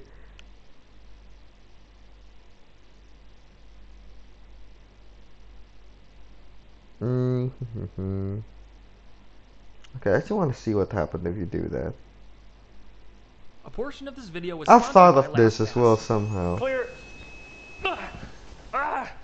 I'm back. Hey guys, backyard physician here. Today, on this episode of I Can't Believe You Can Buy That on eBay, the defibrillator. So here's the thing, guys. I am bad at cooking steak, like really bad. They have that looking at recipes like in eBay. scientific articles. What? Explosive meat tenderizers, the Canadian Robo Grill, and a Korean The patent what? called meat cooking technique, which I'm sure will work fine, but I just can't cook in Korean. So after searching long and far for the perfect way to cook a steak, I came across a little anecdote by Benjamin Franklin. Yes, that Benjamin Franklin, the same guy that flew a kite in a lightning storm to get it struck by lightning. Apparently, he also enjoyed frying turkeys as a side hobby with electricity. He electrocuted turkeys. And he also remarked that they were uncommonly tender when prepared in this method. So he used a bank of Leyden jars, which are basically a primitive capacitor, and he had a bunch of these all connected in series, and one time he almost killed himself by grabbing both leads at the same time and getting a horrible shock, but those must have been some really good turkeys because he persisted on electrocuting those turkeys. So today we're going to try that's interesting. that tenderizes the meat, and as a side quest, I'm really curious to see if the steak will jump when we defibrillate it. Let's get started. So, have you ever wondered how a defibrillator works? I mean, we all know that it's used to restart your heart, but I'm kind of curious what's going on the inside of this thing. Inside, there's a large capacitor that stores the energy, and the operator can choose how much to charge the capacitor. When you press charge on the unit or the paddles, the capacitor charges through this switch. Then, when you press Okay. both buttons on the paddles, the switch flips from the charging position to the discharging position, which goes to the paddles. But there's a Yo. catch. The pulse from the capacitor Okay. alone would be way too intense. Instead of just resetting your heart, it would probably just explode it. So an inductor is added to slow the pulse down. You can imagine an inductor Oh. is kind of like a water wheel. It takes a while for a big water wheel to spin up, and when you take the water away from the water Okay. wheel, it'll still spin around for a little bit, so it turns a big spike into a kind of a more gradual hump, Okay, which okay. coincidentally is a lot better for patient survival too. Okay, round of applause everybody. Now you know how it works. You're pretty much doctors as far as I'm concerned. Now there's a couple more experiments I want to try with the defibrillator, but first, this portion of the video is sponsored Who by needs like 16 years of learning? just in time for the holidays with LastPass. LastPass autofills and organizes passwords for you, so you don't have to write them down, remember them, or reset your account when you forget them. LastPass works across all of your devices, good. even on mobile sites and apps But I on am iOS just and too lazy to Android. do that. When you open an app or a site, LastPass will fill in your username and password for you, making it fast and easy to log in. With unlimited password storage, you can store all of your passwords, credit cards, files, and more in an encrypted, secure vault. The security What's the dashboard point is of the showing command us? center for assessing password security and monitoring accounts for data. Wait a minute. Dashboard is your passwords, credit cards, Hold files, up. and more in an encrypted, secure Okay, vault. never mind. The security dashboard is your cybersecurity command center for assessing password security and monitoring accounts for data breaches. You can view your security score and see a list of your weak and reused passwords to make improving your security immediate and seamless. Dark web monitoring is LastPass's newest feature, and it monitors your accounts and sends you an alert if your information No, is this compromised one I on the kind of dark want to web. know. Make your holiday shopping more fun and less stressful. When you're ready to make a purchase, your profile will fill in Kinda all the wanna payment and know. shipping details for you. You But can also at the share same your time, I'm passwords with anyone scared. without having to send them over text or email where somebody else might see them later. With the holidays just around the corner, we're excited to offer you 40% off LastPass Premium for a limited time. Visit LastPass.com/TheBackyardScientist40 or click the link down below in the description to get this exclusive offer and start using LastPass today. And thanks again to LastPass for sponsoring this portion of my video. Now, back to my regular content. Oh, We're right, also I exploding the forgot stakes. I think we have- should try using this to explode other things. So we've got a light bulb here, and we're going to charge it up and connect it to the light bulb and see what happens. this All right, what thing. should we start low or something? Maybe let's and- start low. 5 joules. All right, clear. 3, 2, There you go. 1. Hey, that flashed pretty good. All right, oh, let me record that. Well, that was a pretty bright flash. Yeah. I'm surprised that 5 joules was enough to light up the light bulb that bright. All right, we've got a new light bulb here going straight to 360 joules of energy. Charging. Whew, takes a little while. All right, 3, 2, 1. Whew, wow, I don't think it broke. Oh yeah, it did. Yeah, it did. It toasted it. I still thought it would explode more than it did. That's pretty cool. Oh wow. Where did those Oh, sparks it come did from? explode. Okay. Look at that, the bottom of it just had a big like chunk taken out of it from the big spark that came through there. So now we're going to try dumping 5,000 volts through a 1.5 volt AA lithium Oh battery. So this no, explosion's gonna be that'll. good. Yeah. 3, 2, 1. I saw a spark. I saw a spark too. Hold on, let's see this. Touch both ends, I dare you. I'm good. I thought it would at least catch on fire. Yeah, I figured all that voltage all at once, it would catch on fire. I think I know the Oh, that problem. hypercharged the battery? Remember when we took Probably. this apart and we saw that there was that like inductor that slowed down the electrical pulse. Right. I think that's the problem. So I'm going to need to make my own defibrillator, but it can dump the energy. All right, so this right here is my homemade defibrillator. All right, I'm going to plug this in. I think it just takes a second to charge this up. All right, 3, 2, 1. Whoa! Nice. I don't know how legal that is, but okay. But that was still a good explosion. I'm happy with that. I wonder if the battery still holds a charge. Still good. Perfect. Damn. Put that in the Xbox controller. That thing will probably Yikes. power your controller for months. Now we're going to see if we can open a That'd be cool if it did. Do we want to put the foam under it just to make sure we don't electrocute ourselves? I don't think that's going to help. All right, straight for 360 joules. Dude, I don't like this. Like, what if it sprays on us and it's like electrified soda? I'm going to jump. Electrified soda. All right. 3, 2, 1. It opens. Whoa, look at that. That's cool. So here I am. I think I jumped up in the air right now. I pressed the button. I don't know. I don't know if that would have saved me. Yeah, I think my timing was off. I love how it basically propels You'll itself still up. die if that was electrocuted, There's a probably. hole right there, just a little bitty hole. Just blasted away the aluminum. Just blasted it open. Kind of want to try it again. I don't know. I want something more dramatic. Okay, let's try it worked again, really well. but with the homemade one. Yes. Okay. Oh, homemade God. defibrillator versus a can of soda. Oh yeah, give it a charge. All right. I like how he wears the thing, but his friend doesn't. Yo! Oh my gosh. Yo, that's sick. What the fuck? My ears are ringing. So it appears that we broke the switch. Made a bunch of holes. Wow, really fast too. Pop, pop, pop. Two at a time. So it's going Ah. like 6, 8. All right, so now I've got this Okay, coil that's of wire cool. right here, and what we're going to do is turn it into a coil gun. So we're just going to hold it. What? Do we want to hit it with full 360? Yeah. Hopefully it doesn't just shoot backwards though. Oh. All right, 3, 2, 1.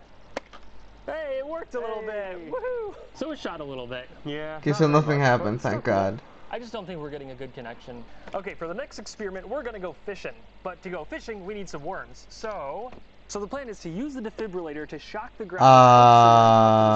What? Collect them. Now they made a product like this in the 80s meant to do exactly this. And I don't remember what it's called, but 30 people died using it and you can't buy it anymore. yes, we're gonna try this. And we're standing on foam pads so that we aren't one of those 30 people. 100 joules? What do you All say, right. doctor? Yeah, 100 joules sounds good. Okay. I got the sternum. You got the I apex. got the apex. Ready? Yep. 3, 2, 1. All right, let's try it again. All right, 150 joules. 3, 2, 1. Boom. You would think the worms would die. Look at that. Whoa, get him. Put him in the worm cup. Nice. Nice.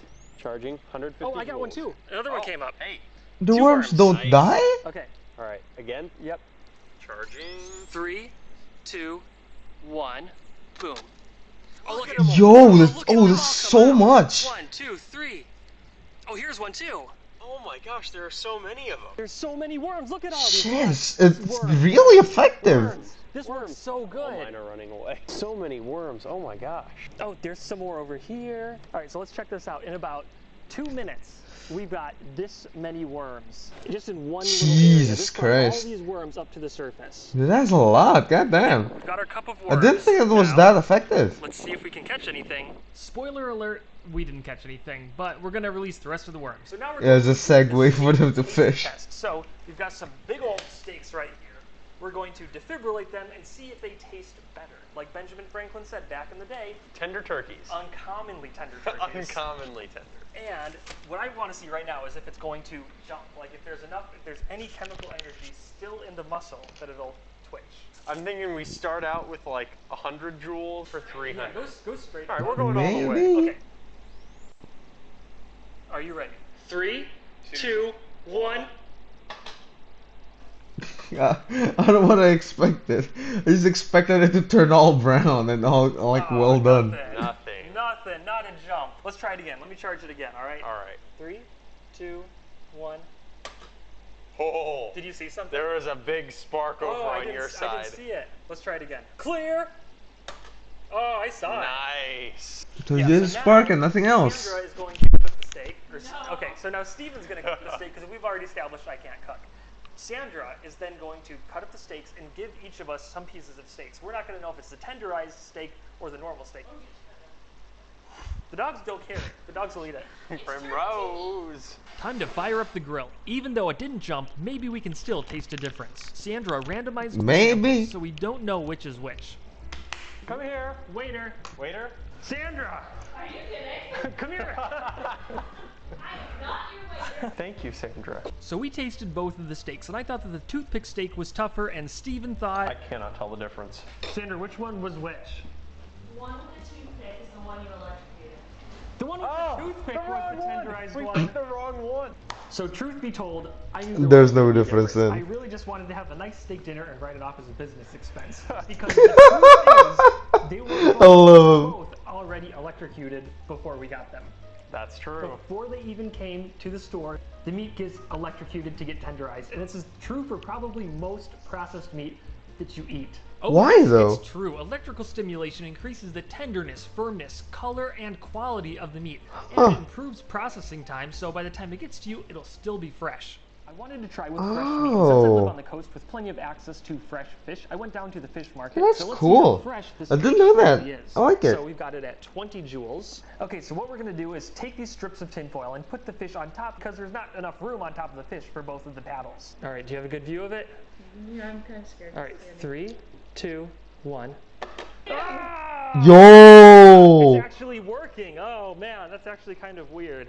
I'm kind of grossed out too. I don't like that it was moving like that. So this is the 4th time I'm doing it, and now it's probably the cells are completely out of energy. Let's try it.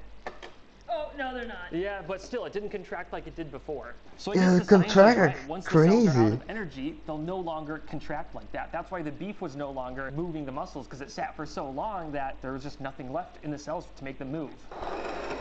Or it was electrocuted enough until that happened. So I mean, he said it was electrocuted So before. the first one is going to be the regular fish, the non-defibrillated fish. Let's see how this tastes. We'll see.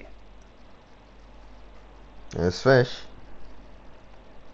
Tastes pretty good. It's okay. It's pretty good. The next one.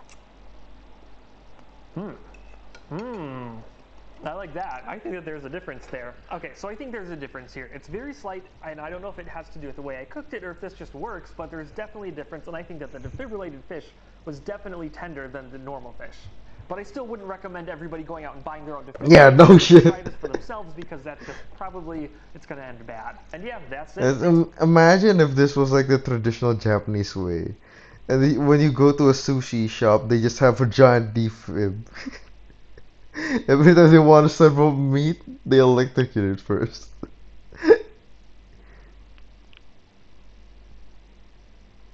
Yo, what? Rock candy. Okay, so it's actually like rock looking. Well, also, I thought this was real. I would have believed if this was real, you know. This is apparently a perpetual motion device. Yeah. A perpetual motion device is actually impossible. Because it kind of made sense to me. If you do this, it doesn't go. Doesn't have enough energy to go here, but it has enough energy to go here, and then it'll just keep the loop going. But apparently, even that's not. Thermodynamics in it. Yeah, because you use like a battery underneath here. It basically states that it is something that can make continuous energy without losing any energy forever until the end of time. Although that Yeah. great concept doesn't actually exist, but if it did exist, it would sort of look something like this.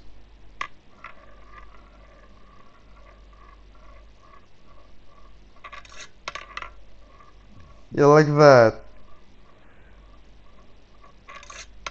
I purchased this thing on Etsy.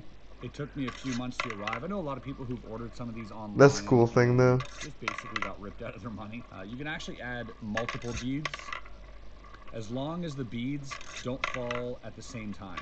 But how bizarre is that to look at? It's so cool. It definitely feels unnatural. And it Like this is. video and subscribe for more cool things. This is a Yep, if you don't know, basically there's like a battery power for a magnet there.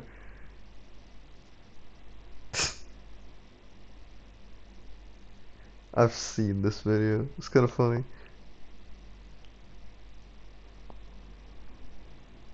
Oh, this one. I think I've talked about this before, right? That's such a cruel video.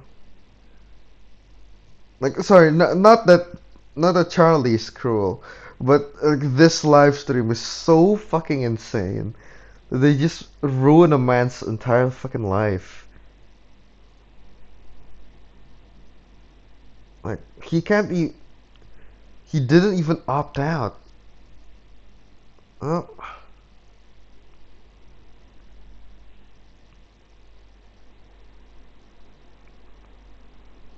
Is bloodworms that scary? What the fuck? Shit, I didn't realize they were that scary.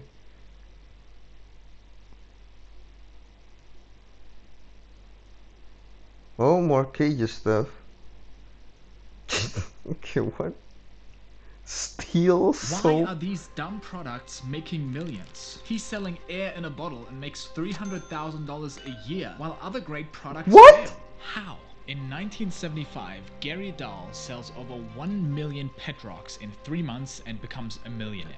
What could possibly be so great about it?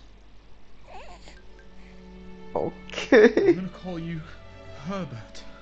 Gary came up with this $1 million idea while sitting in a bar with his friends, The hearing them pet complain about their rock. pets. So he invented a new one that couldn't die, become sick, or disobey. Herbert, sit.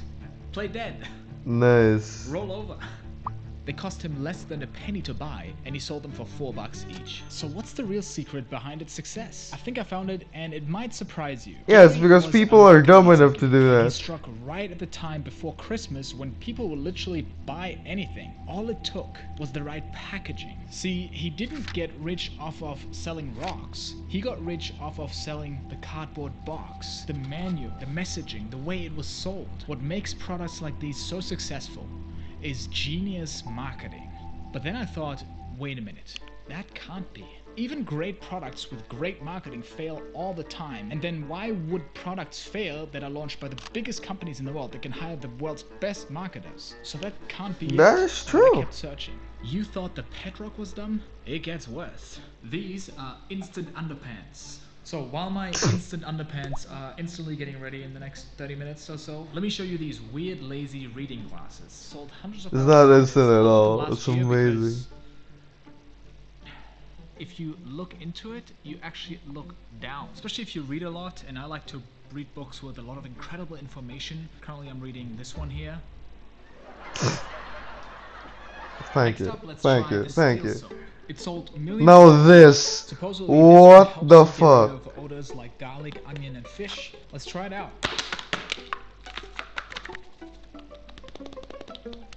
Gonna wash my hands with normal soap first. Does it still smell? Does it still smell? Does it still smell? Now, using the steel soap. It's not as bad. I can still kind of like faintly smell it. Let's see what the instant underpants are up to. I do Well, not is it actual feel steel soap? I do not. And looking at all these products, I found the secret to their success. What do they all have in common? They serve a specific purpose, and they work. Well, some of them. They have utility. Unlike the pet rock, they can actually be useful. No, Herbert, I didn't mean that you weren't... I'm sorry, Herbert? Wait, no, Herbert! At the same time, that can't be the secret. How many startups sound good on paper that make something useful nobody buys? A fork that has an integrated sauce dispenser? A That smart sounds water so bottle that connects dumb. to your Wi-Fi and lets you know with AI how much you have to drink. The pause pod so you can finally take a nap anywhere. Isn't that useful? But I was not going to give up.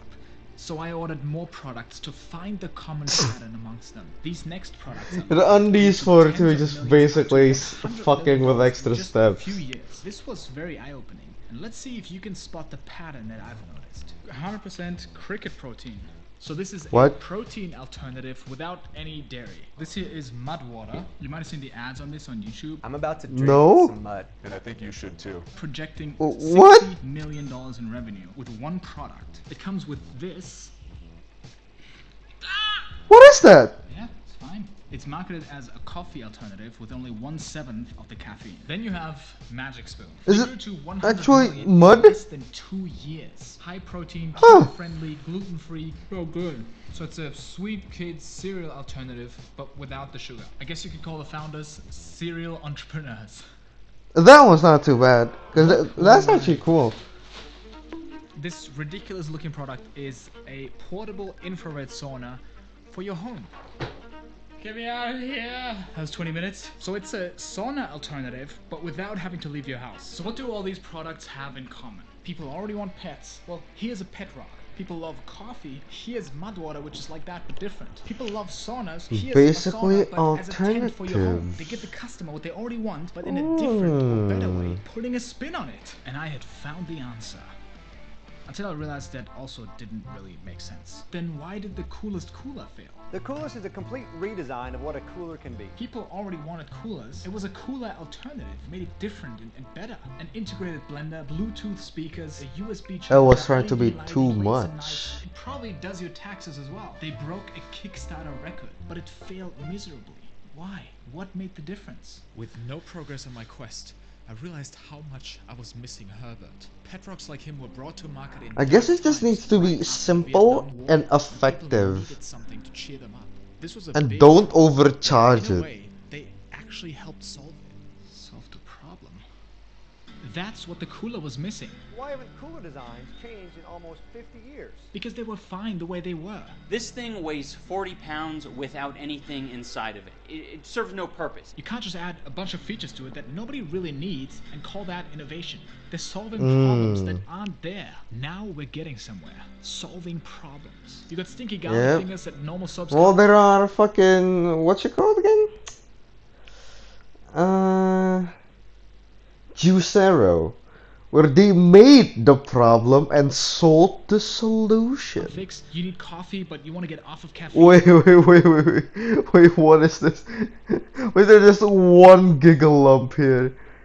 You want to use a sauna, but you That's don't want to leave your house interesting. and drive for 20 minutes. And for the pet rock, you need to get a Christmas gift for your dumb kids that want a pet, but you don't want something that poops. Problem solved. In some way, they all solved a real problem people have that is painful enough that they're willing to pay for a solution. This is not a painful problem, utensil-made guy. But there's a little detail that makes all the difference. It can't just be a solution that takes a long time and a lot of work. Nobody wants to buy a 6 months posture correction course because it takes too long, it's too much work, and it's just inconvenient, even though that's the solution to that problem. Just let me strap something to my back, boom, done. These products solve these problems conveniently, quickly, without much effort, and then you made millions.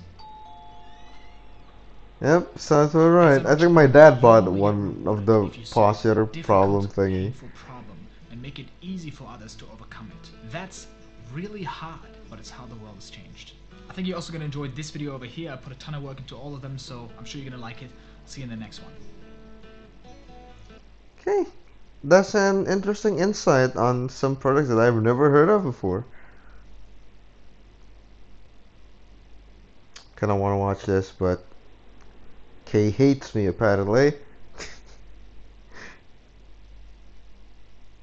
The insanity in this. I thought it was the jar of dirt of Captain Jack Sparrow. That'd probably sell like hotcakes. Just a jar of dirt signed by Jack Sparrow. Or wait, what does this mean? Because I kind of know what this means, right? This means on November 25th, like this word means to remove something, right? 2015. An anonymous user took to the 4chan message boards to post a summary of a strange conversation they recently had. Yeah. The conversation was with a girl who was, at the time, homeless and in a band. She was working for a company that was in the process of closing all of its locations across the country. Her job was to pack boxes at one of their factories, and she was working with just one other guy. Apparently, both of the employees were given taped guns to steal the boxes. Most of the things in the factory had labels for their respective departments, but the label on her taped gun was different. It had a certain word written on it. A word which leads to a rabbit hole full of secret codes, surveillance conspiracies, and deleted YouTube channels. Wait, what? I read, how? Erratas.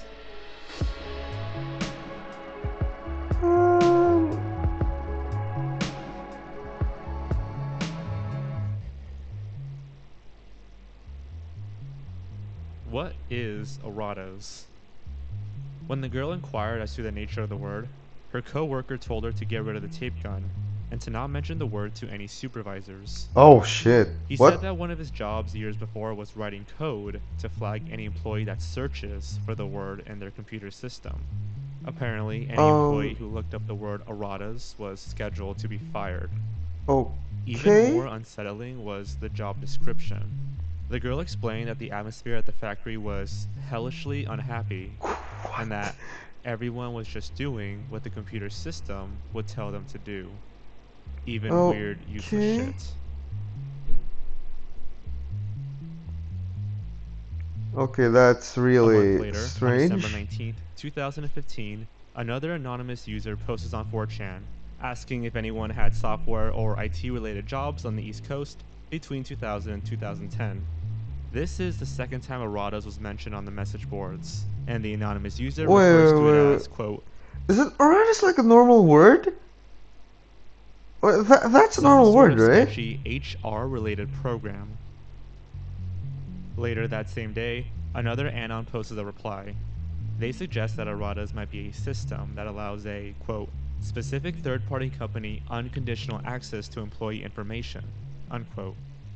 They conclude the post by mentioning 3 companies they believe to be a part of the system: UPS, Unilever, and Ecolab.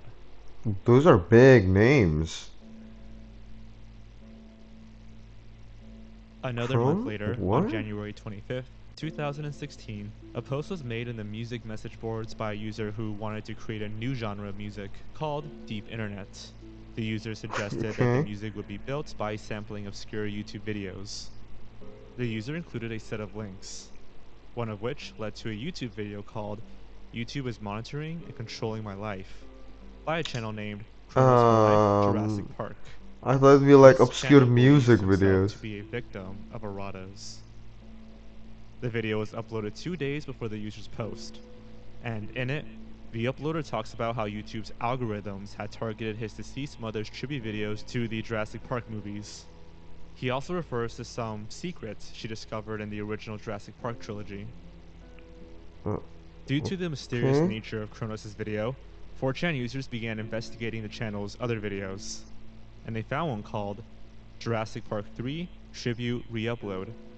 On the surface, it seems to merely be a compilation of Jurassic Park 3 footage. However, But- near the end of the video, there's a secret embedding of Morse code which can be heard. Wait, I've what? edited the audio so that you could hear it better.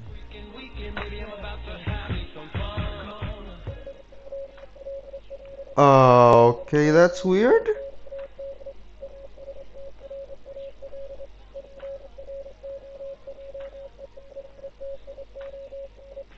That's scary as fuck.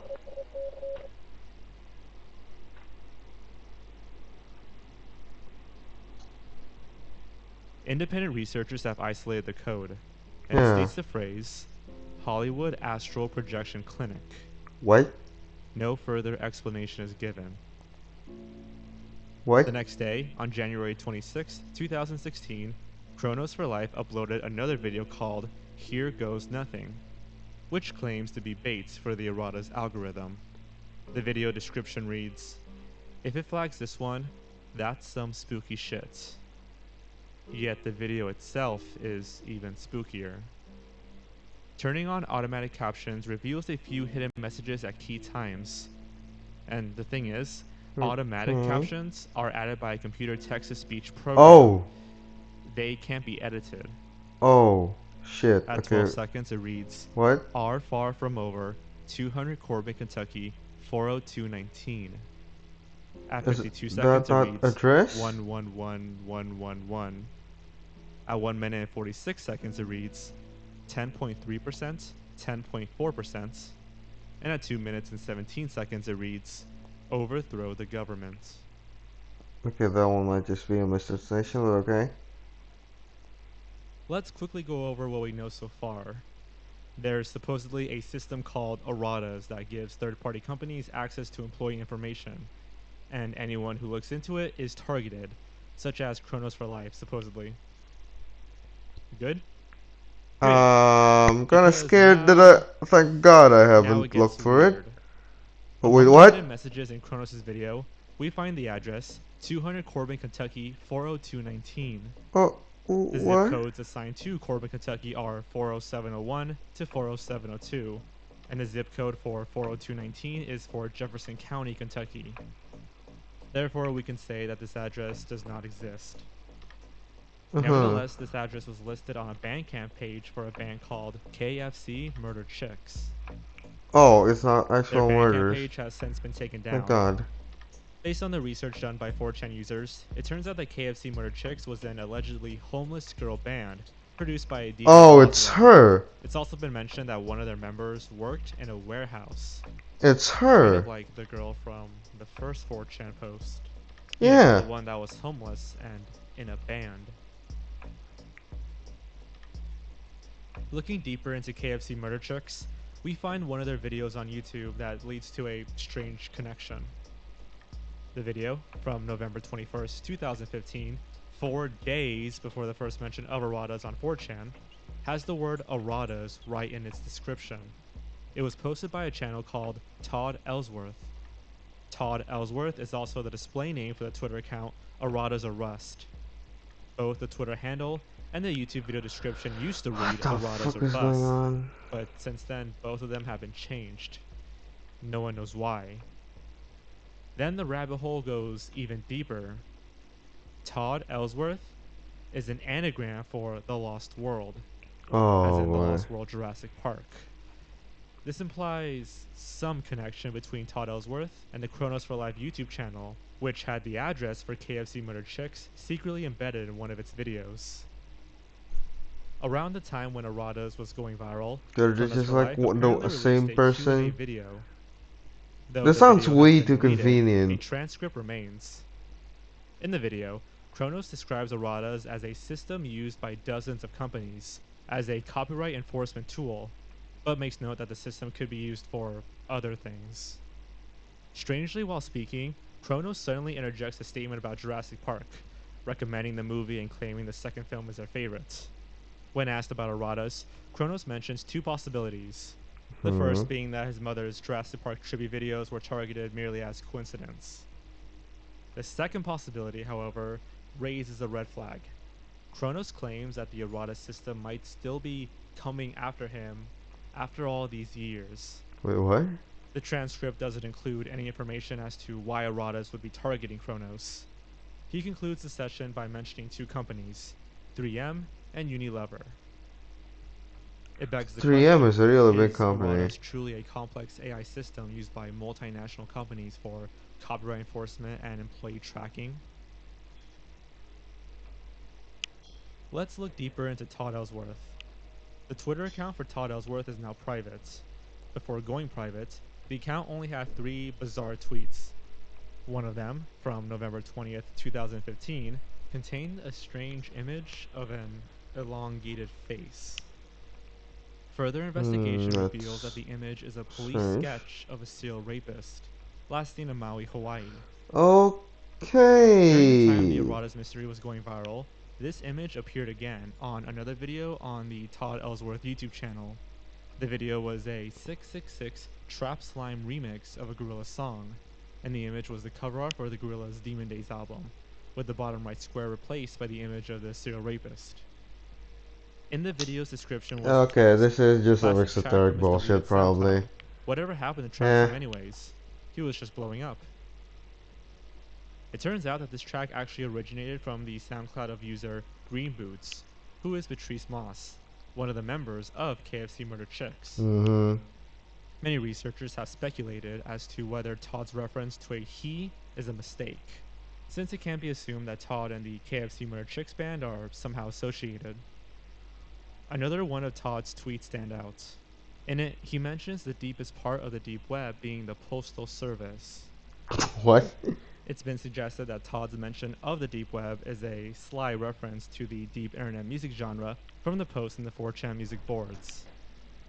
Nevertheless, what makes this comment interesting is that KFC Murder Chicks also made a post regarding the Postal Service. Though their original post has disappeared, Okay, it's all blogger just... Arecibo has preserved a copy of their response when asked about the post, where they expressed Yeah, distrust and I don't really trust this because it's all like centered around certain individuals and they all might just be the same the person. Postal Service, and suggest that they're, quote, tied in with a lot of government's more unsavory activities, mainly a disregard for constitutional rights. Even though the KFC Murdered Chicks Bandcamp page has been deleted, their Tumblr page remained active. Users took to asking them questions on the site, trying to link the band to the whole Erratas mystery. Some questions stand out. With reference to the strange photo of the serial rapist, one anon asked, "Have you ever been to Hawaii?" To which they replied, as a band, no. When asked about erratas, they simply replied, like Magic/Yu-Gi-Oh! Errata? Yeah, that's the only And thing when I asked know about their favorite errata. movie, they replied with being a fan of the Carnosaur movies, which are widely taken to be a spin-off of the Jurassic Park movies. Although the mention of Carnosaur movies is similar to the seeming obsession Kronos has for Jurassic Park, the Tumblr account doesn't really lead to anything, and the band's other posts have nothing to do with erratas.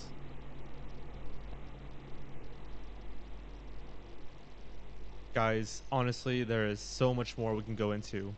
We can talk about how KFC Merchix mentions Todd Ellsworth as an author, right? And how they even mention him in one of their songs. If you are Todd Ellsworth, or a relative, heir, or descendant of Todd Ellsworth, please immediately contact the bank to reclaim over $5,000 belonging to Todd Ellsworth. That is their music. We That's can not dive into fucking DJ music. What the Roswell fuck? and the theories about his involvement and who he really is, but at the end of the day, it all just feels like a hard detour from the errata's mystery. Unless, of course, that's the point. I mean, if erratas exists, and if it is some sort of top secret government tracking and copyright system, then it doesn't make any sense for the name to also be the algorithm that is meant to protect it, if it just serves to delete mentions of itself. Yeah. Kind of defeats the purpose of keeping it a secret, though it does make for a neat little mystery.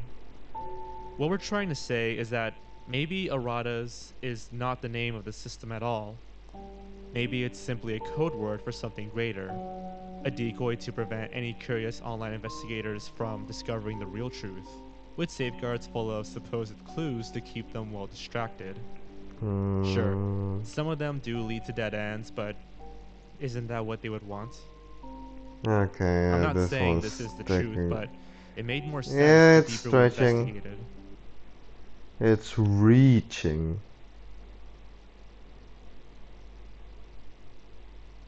I hate these. Well, it's obviously for clicks, and they got their clicks, so I'm not gonna click on it. I'm not gonna support that kind of bullshit.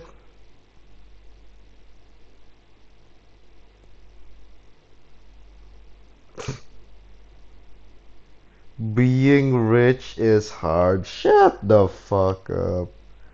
It has its downsides, definitely. Like being scared of people for your money, or being like just living because you might get like your shit stolen and stuff like that. It has its own stresses, but like it's not exactly like you can be poor if you want. You can just, you know, go and be homeless, so shut the fuck up. Bobby Meisner, one of the greatest artists of our generation. If you guys aren't familiar with Bobby Meisner, he's a YouTuber that has blown up a little bit recently. A couple months ago, he posted this Honestly, I video never heard called of him. Life of a Billionaire's Son. It's a video talking about how his dad was like a really successful businessman and sold a company for a lot of money when he was pretty young, and now Bobby has more money than he knows what to do with. Needless to say, 6 figures, he was only 4. Well, not really. I think he was like 15 when his dad sold the company. But nevertheless, Bobby has been taking time out of his busy billionaire schedule to show us peasants what it's like to have so much money that you can literally buy a country. So today, I just kind of wanted to watch a couple of Bobby's videos and get a little bit of a glimpse into the life I wonder of a why billionaire they son. haven't See bought what this it's a like. Maybe country. check out some of the crazy parties he has, some of the wild adventures he goes I, on. I'd assume some of them to be, you know, selfish enough to do that. Oh, sorry. Or like self-centered enough to do that. So this is a video that Bobby posted in November. It's called Life of a Billionaire Son. And so many people in the commentary community especially have already talked about this video, so I'm going to sort of skim through it. This video is sort of like a summary of his life up till this point. Your life is like a movie, and you're the main character.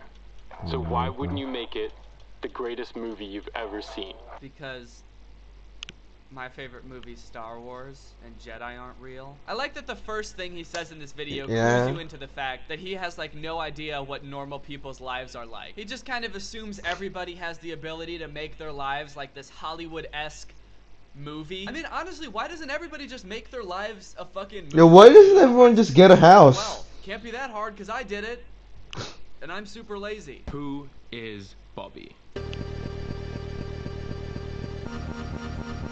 Basically a little bit of a misfit kid. A kid who has everything. Bobby likes to live life fast. Fast cars, beautiful girls, parties. Basically, you're shallow as fuck. Thanks. He doesn't fit in. Like, you wouldn't understand him. He's only into weird, quirky things like beautiful girls and fast cars and parties. You know you say it like that. So then he explains a little bit about his life and how he grew up. He actually grew up living with his mom because his parents were divorced. And until he was 15, he grew up a pretty average life. His mom wasn't like super wealthy or anything. He says he wasn't really rich, but he wasn't really poor. But when Bobby was 15, that's when everything changed. His dad sold his company for a lot of money. And I guess Bobby was just like, peace, Mom. I'm gonna go live with Dad. He's balling out here. So I'm just gonna go be a billionaire if that's cool. This is when he sold his company for $300 million. Then my life changed forever. His dad sold his company for $300 million. It's a how is he billionaire? The son of a billionaire. That doesn't add up. Wait, He must have invested it? I moved to Europe. My dad started getting a lot of nice things. My dad started getting a lot of nice things. It just sounds so weird for him to be saying it in such a cool voice. It sounds so weird to brag about something your dad did. My dad started bringing a lot of really pretty girls around, and my dad has You can be proud of your dad, but you don't have the rights to brag. We got a villa in Saint-Tropez. Penthouses in Monaco. Then there's this whole section called stereotype. In this section, he talks about how he's always hated how rich kids have this negative stigma, where people I wonder why. just because he's rich and he's inherited wealth, that he's some spoiled brat who has no respect for responsibility and no work ethic, and that's always been something that bothered him. And then he tells the story about how for his 18th birthday, he definitely not all of them are bastards. Boarding school and went to the south of France to party. And that's how Except a few, apparently. I started a YouTube channel. I also partnered with my best friend Brandon to create Candyland Productions in order to make a living out of something we love by creating films for brands and artists. I'm even going to be creating videos for the legendary musician Julian Pareto. Anyway, the whole gist of this video is that he's trying to convince you that he's not your typical rich kid. He's not your average billionaire son, because he's got ambition and a vision and a YouTube channel. And I guess his vision for this YouTube channel is to create branded and sponsored videos for companies, and that's how he's going to make money, and that's how he's going to make his own dreams come true and build his own empire. So, will it work? This is his most recent video. It's called Billionaire's Holiday in Cape Town, South Africa.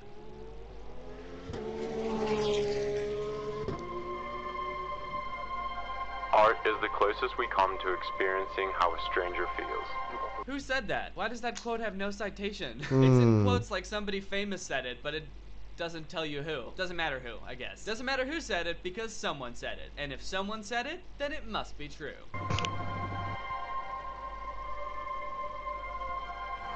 Ah! Oh. I thought he was a ghost for a second. That would be an interesting twist if he was like, I'm not like other He's rich dead, kids. this is their time. I've been dead for 20 years. Hey, how are you? Good. Good. For those of you who don't know me, my name is Bobby. I'm a 23-year-old Australian-American citizen, and I've been living in the UK since the age of 15. My favorite color is red. There's something really weird about this shot. Like right from the start, I kind of got a weird vibe from it. It's just, I don't know, kind of strange the way he's looking into the camera and all of like the awkward pauses. He's a fucking murderer, honestly. Like a serial killer. Like he's looking right through the camera, through the internet, out my computer screen, and right into my wallet. And judging how poor I am, I don't like this. He knows. He knows how much money is in my bank account. He knows it's not $1 billion, and he's disappointed. Now, there's one thing that I love more than anything. Money. Do you know what that is? Filmmaking. I love it more than fast cars. Okay, now I know. More than jets, girls, parties, candy, Christmas. You get it. Yeah, I get it. I know what good things are. You don't have to keep listing good things, because I know what those are. I know what good things are. I love filmmaking. I'm pretty good at it too. I know that pain is bad. I know. I'm pretty good at filmmaking. I mean, The cameraman did just run into a tree, and instead of redoing the take, I just went with it. But that was an artistic choice, because I'm an artist. Recently, I made a promotional campaign.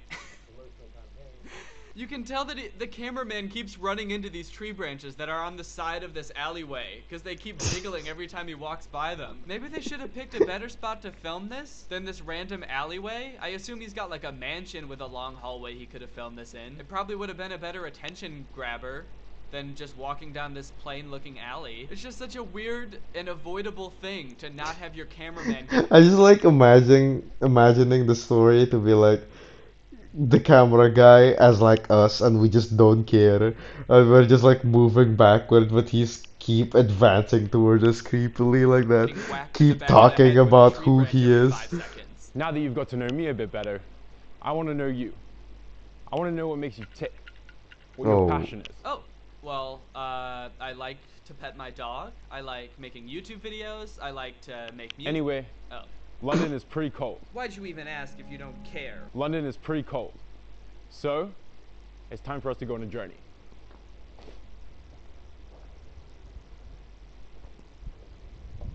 What? This video's so awkward so far. It's just like so much awkward silence between his lines. I feel like they should have done some jump cuts or something. And then He probably just saw like, oh, one take looks cool, we should do that, and just does that. He's like, it's too cold in London, so let's get out of here. And then he walks away, and I don't know what I expected. Maybe for him to get in like a nice car and drive away, or for it to just cut. But the way he just like walks in silence away, like what is he gonna walk to the airport? So then it turns into a bit of a travel vlog. He goes to the airport with his friend. There's this 30-second clip of his friend just insulting him. You're adopted. You left your mom. You ran away from your mom What? for your dad's money. Stay away from me. You're a floating head. So that's weird. Talking about how like he abandoned his mom to go live with his dad and reap the benefits of having a rich dad. Why All would pretty you do mean that? things to say. I mean, I guess they're true if we're to believe what he said. Maybe he hired this guy to like keep him humble or something. Is that a thing that rich people do? So we just tried to sign in, and we got a screen that says your flight departs from a different terminal. We are really not off to a good start here. At the airport, they find out that they're at the wrong terminal for their flight, and they're gonna be late to their flight because they have to go all the way to another terminal. So this fast-paced music kicks in, they start running to their gate, and for a second you're sort of like on the edge of your seat. You're like, oh no, I hope they make it. I hope they make their flight and they don't have to reschedule. But then they start like stopping to dance and Bruh. just stand around and talk in the middle of this intense running sequence when they're supposedly about to miss their flight, and it immediately makes you not nervous that they're gonna miss their flight anymore because it's pretty clear that they're not really very worried about it, and even if they are gonna miss your flight, you feel like they kind of deserve it because they're just standing around and filming. There's a shot of Bobby's friend running by while Bobby films, which was clearly staged because Bobby had to go ahead and then wait for his friend to run past. So they obviously didn't film that while running because Bobby's not running. But the tension keeps building. They're sprinting. Even their luggage knows that they're in a rush, and it's just flying down the hallway. Wait, And then there's this how is shot, that which shot? I am just so confused about. I have so many questions. What is this? What is So going everything on is here? What is staged. this? What, Okay, are they dancing? nice. Bobby's just sort of like doing this. His friend is like skipping like this. What the fuck is going on? They're gonna miss their flight. They're too busy dancing. And also, who's filming this? I thought it was just them two at the airport. That's what the entire rest of the video made it seem like. And now all of a sudden there's a random other person filming them from this weird like blocked off section. They're like behind glass. This is so confusing. It all makes you wonder, were they ever even late? Because they stopped an awful lot to film. You can't deny that it's good filmmaking though, because you know what they say, a good filmmaker always leaves his audience questioning everything. That is a quote. And I have a lot of Someone questions. said that. Don't ask who. But somehow, miraculously, they make their flight and they get to Cape Town, South Africa. However, welcome to South Africa, where the mountains meet the sea, the girls are beautiful, and the parties are wild. And of course, one of Bobby's favorites, Fast cars. Those 3 things that Bobby loves that just makes it so he can't fit in anywhere. He can't relate to anybody. I don't know how the fuck he makes it. Like, I'm not like those other billionaire kids. And proceeds to pick the most shallow of hobbies. I could have respected him more if he, like, you know, collecting stamps. Even though it's boring, it's like, at least he has his own passion that, like, shows me that he's his own person that does things because he likes it. Bro, so this is where the branded aspect of the content starts to come into play. Apparently, this whole video is an advertisement for this like luxury car lounge where you can go hang out and rent luxury cars. So the two boys show up. They both high five the same person. While we were chilling here, let's go to the VIP lounge. When I first saw that cut, I think that the cut of him doing the trick on the skateboard is just like a random cut that he throws in to transition. But I thought at first that he was trying to make it seem like he said that. He said, why don't we go up to the VIP lounge? And then immediately like did a kickflip on the skateboard. Like he's been on the skateboard the entire time. I thought that was a really weird editing choice for him to make it seem like he's like, hey, let's go up to the VIP lounge. Interesting. And then just does a kickflip. Is that a kickflip? I don't know what a kickflip is.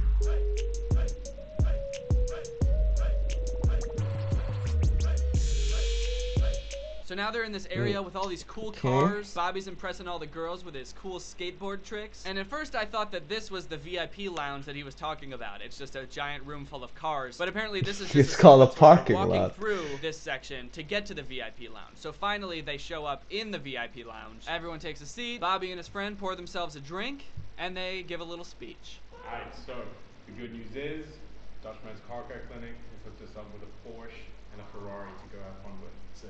Let's take them out. Let's get the whole crew. Let's go out and let's shoot. Let's take them out. Let's get the whole crew. That's all of us here. Let's get all of us. Let's make sure that we get all of us. And let's go take out the Porsche and the Ferrari. So, did they just go up to the VIP lounge to say that? To say, let's go, we have cars to drive? I'm so confused by the progression of this video. They like walk through the nice cars. I mean, he's a filmmaker, not a storyteller. The second they sit down there, they're like, let's go check out the cars. And then they walk back downstairs to go check out the cars that they were literally just walking past. I guess they had to go to the lounge because they're advertising this whole place and they want to show off the VIP lounge. But then why didn't they just start in the VIP lounge? Why did they start in like the normal looking lobby? They could have just started in the VIP lounge. I also like that Bobby starts off his speech by saying, the good news is that we have a Porsche and a Ferrari to take out today. As if there's going to be bad news along with it. Because usually when you say the good news is, that's then followed up by, but the bad news is, and then you say something bad, but in this case, there's no bad news, because they're all rich. He's like, the bad news is, oh wait, are we all still rich? Oh, okay, we're all still rich, so there's no bad news. We're good. Let's go take the cars. Let's make sure we get the whole crew this time, guys. Whole crew? All 6 of us? So let's make sure that we are the whole crew when we go down there. Anyway, I guess they give their little speech. The 2 boys pound their drinks that they just poured for themselves, and then they go for a fast drive.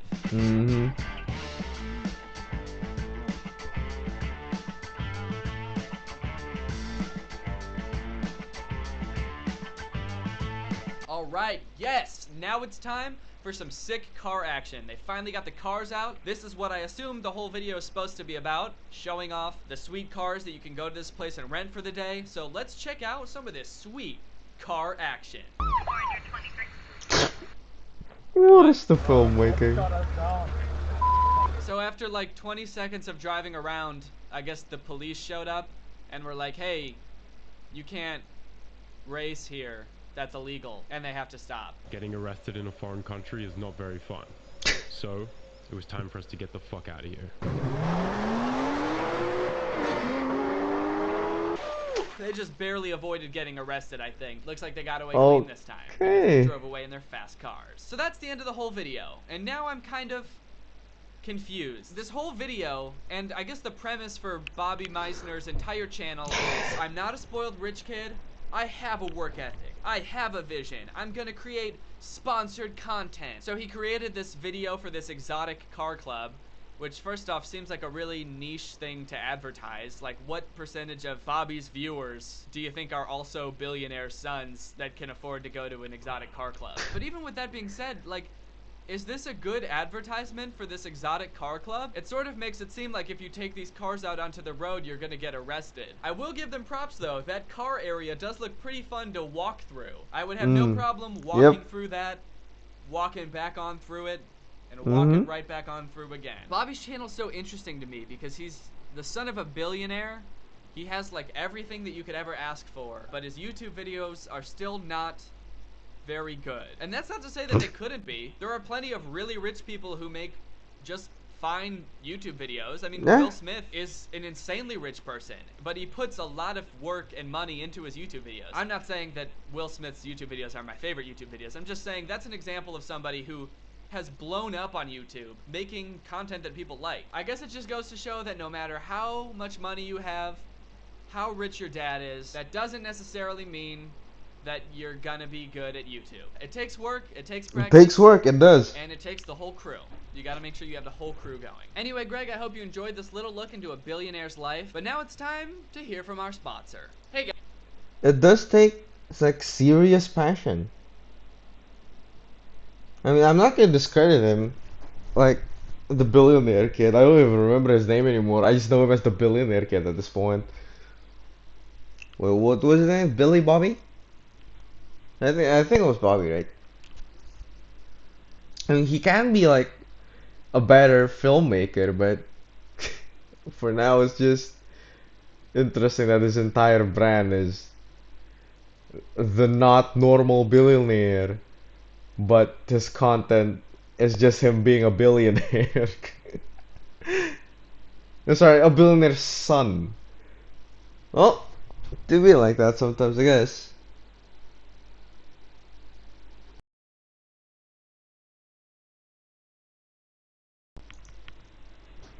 Okay, I kind of want to grab something to eat now. So I'll just end it off with a daily dose, probably. Oh, this is a daily dose? Oh shit. I thought I didn't read this is your but I've dose seen of this internet. video. This worker was curious and wanted to see if foam was flammable, and it looks like he found out very quickly. Why would a worker want to try that? And in a stack, no less. What the fuck? Nobody was injured in the Why fire, would but the you smoke could do be that? seen from miles away. Jesus Christ.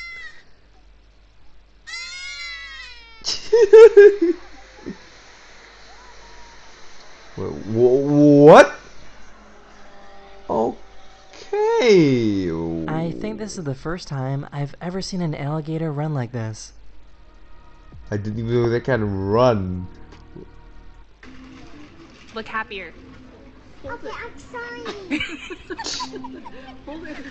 So this guy stopped to help this guy whose car got stuck in a ditch, but the thing is he doesn't speak any English. Let's just disassemble the car piece by piece and then reassemble it on the road.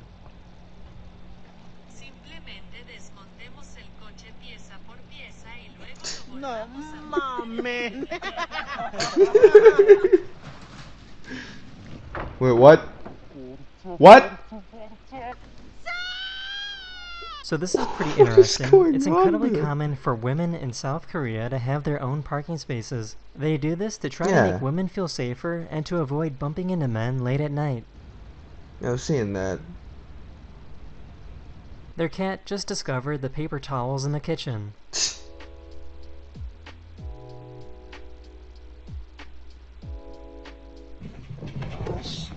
Jesus Christ. He's active as fuck. That's so cute. There's a huge music festival called Burning Man that takes place in the southwestern United States every year. Here's a view from the sky showing the incredible amount of people that come to visit. Damn. I thought that was housing for a moment. This company was trying to test out the reaction time of a fly.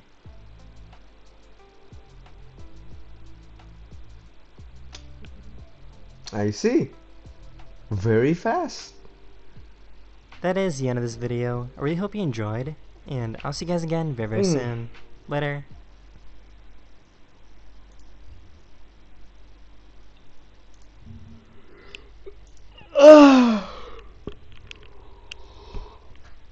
Well, I think that's it for me for today, guys.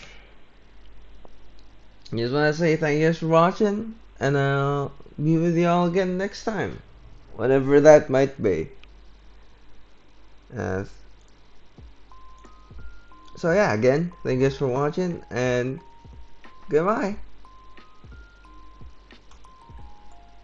Da, da, da, ba, da, boo.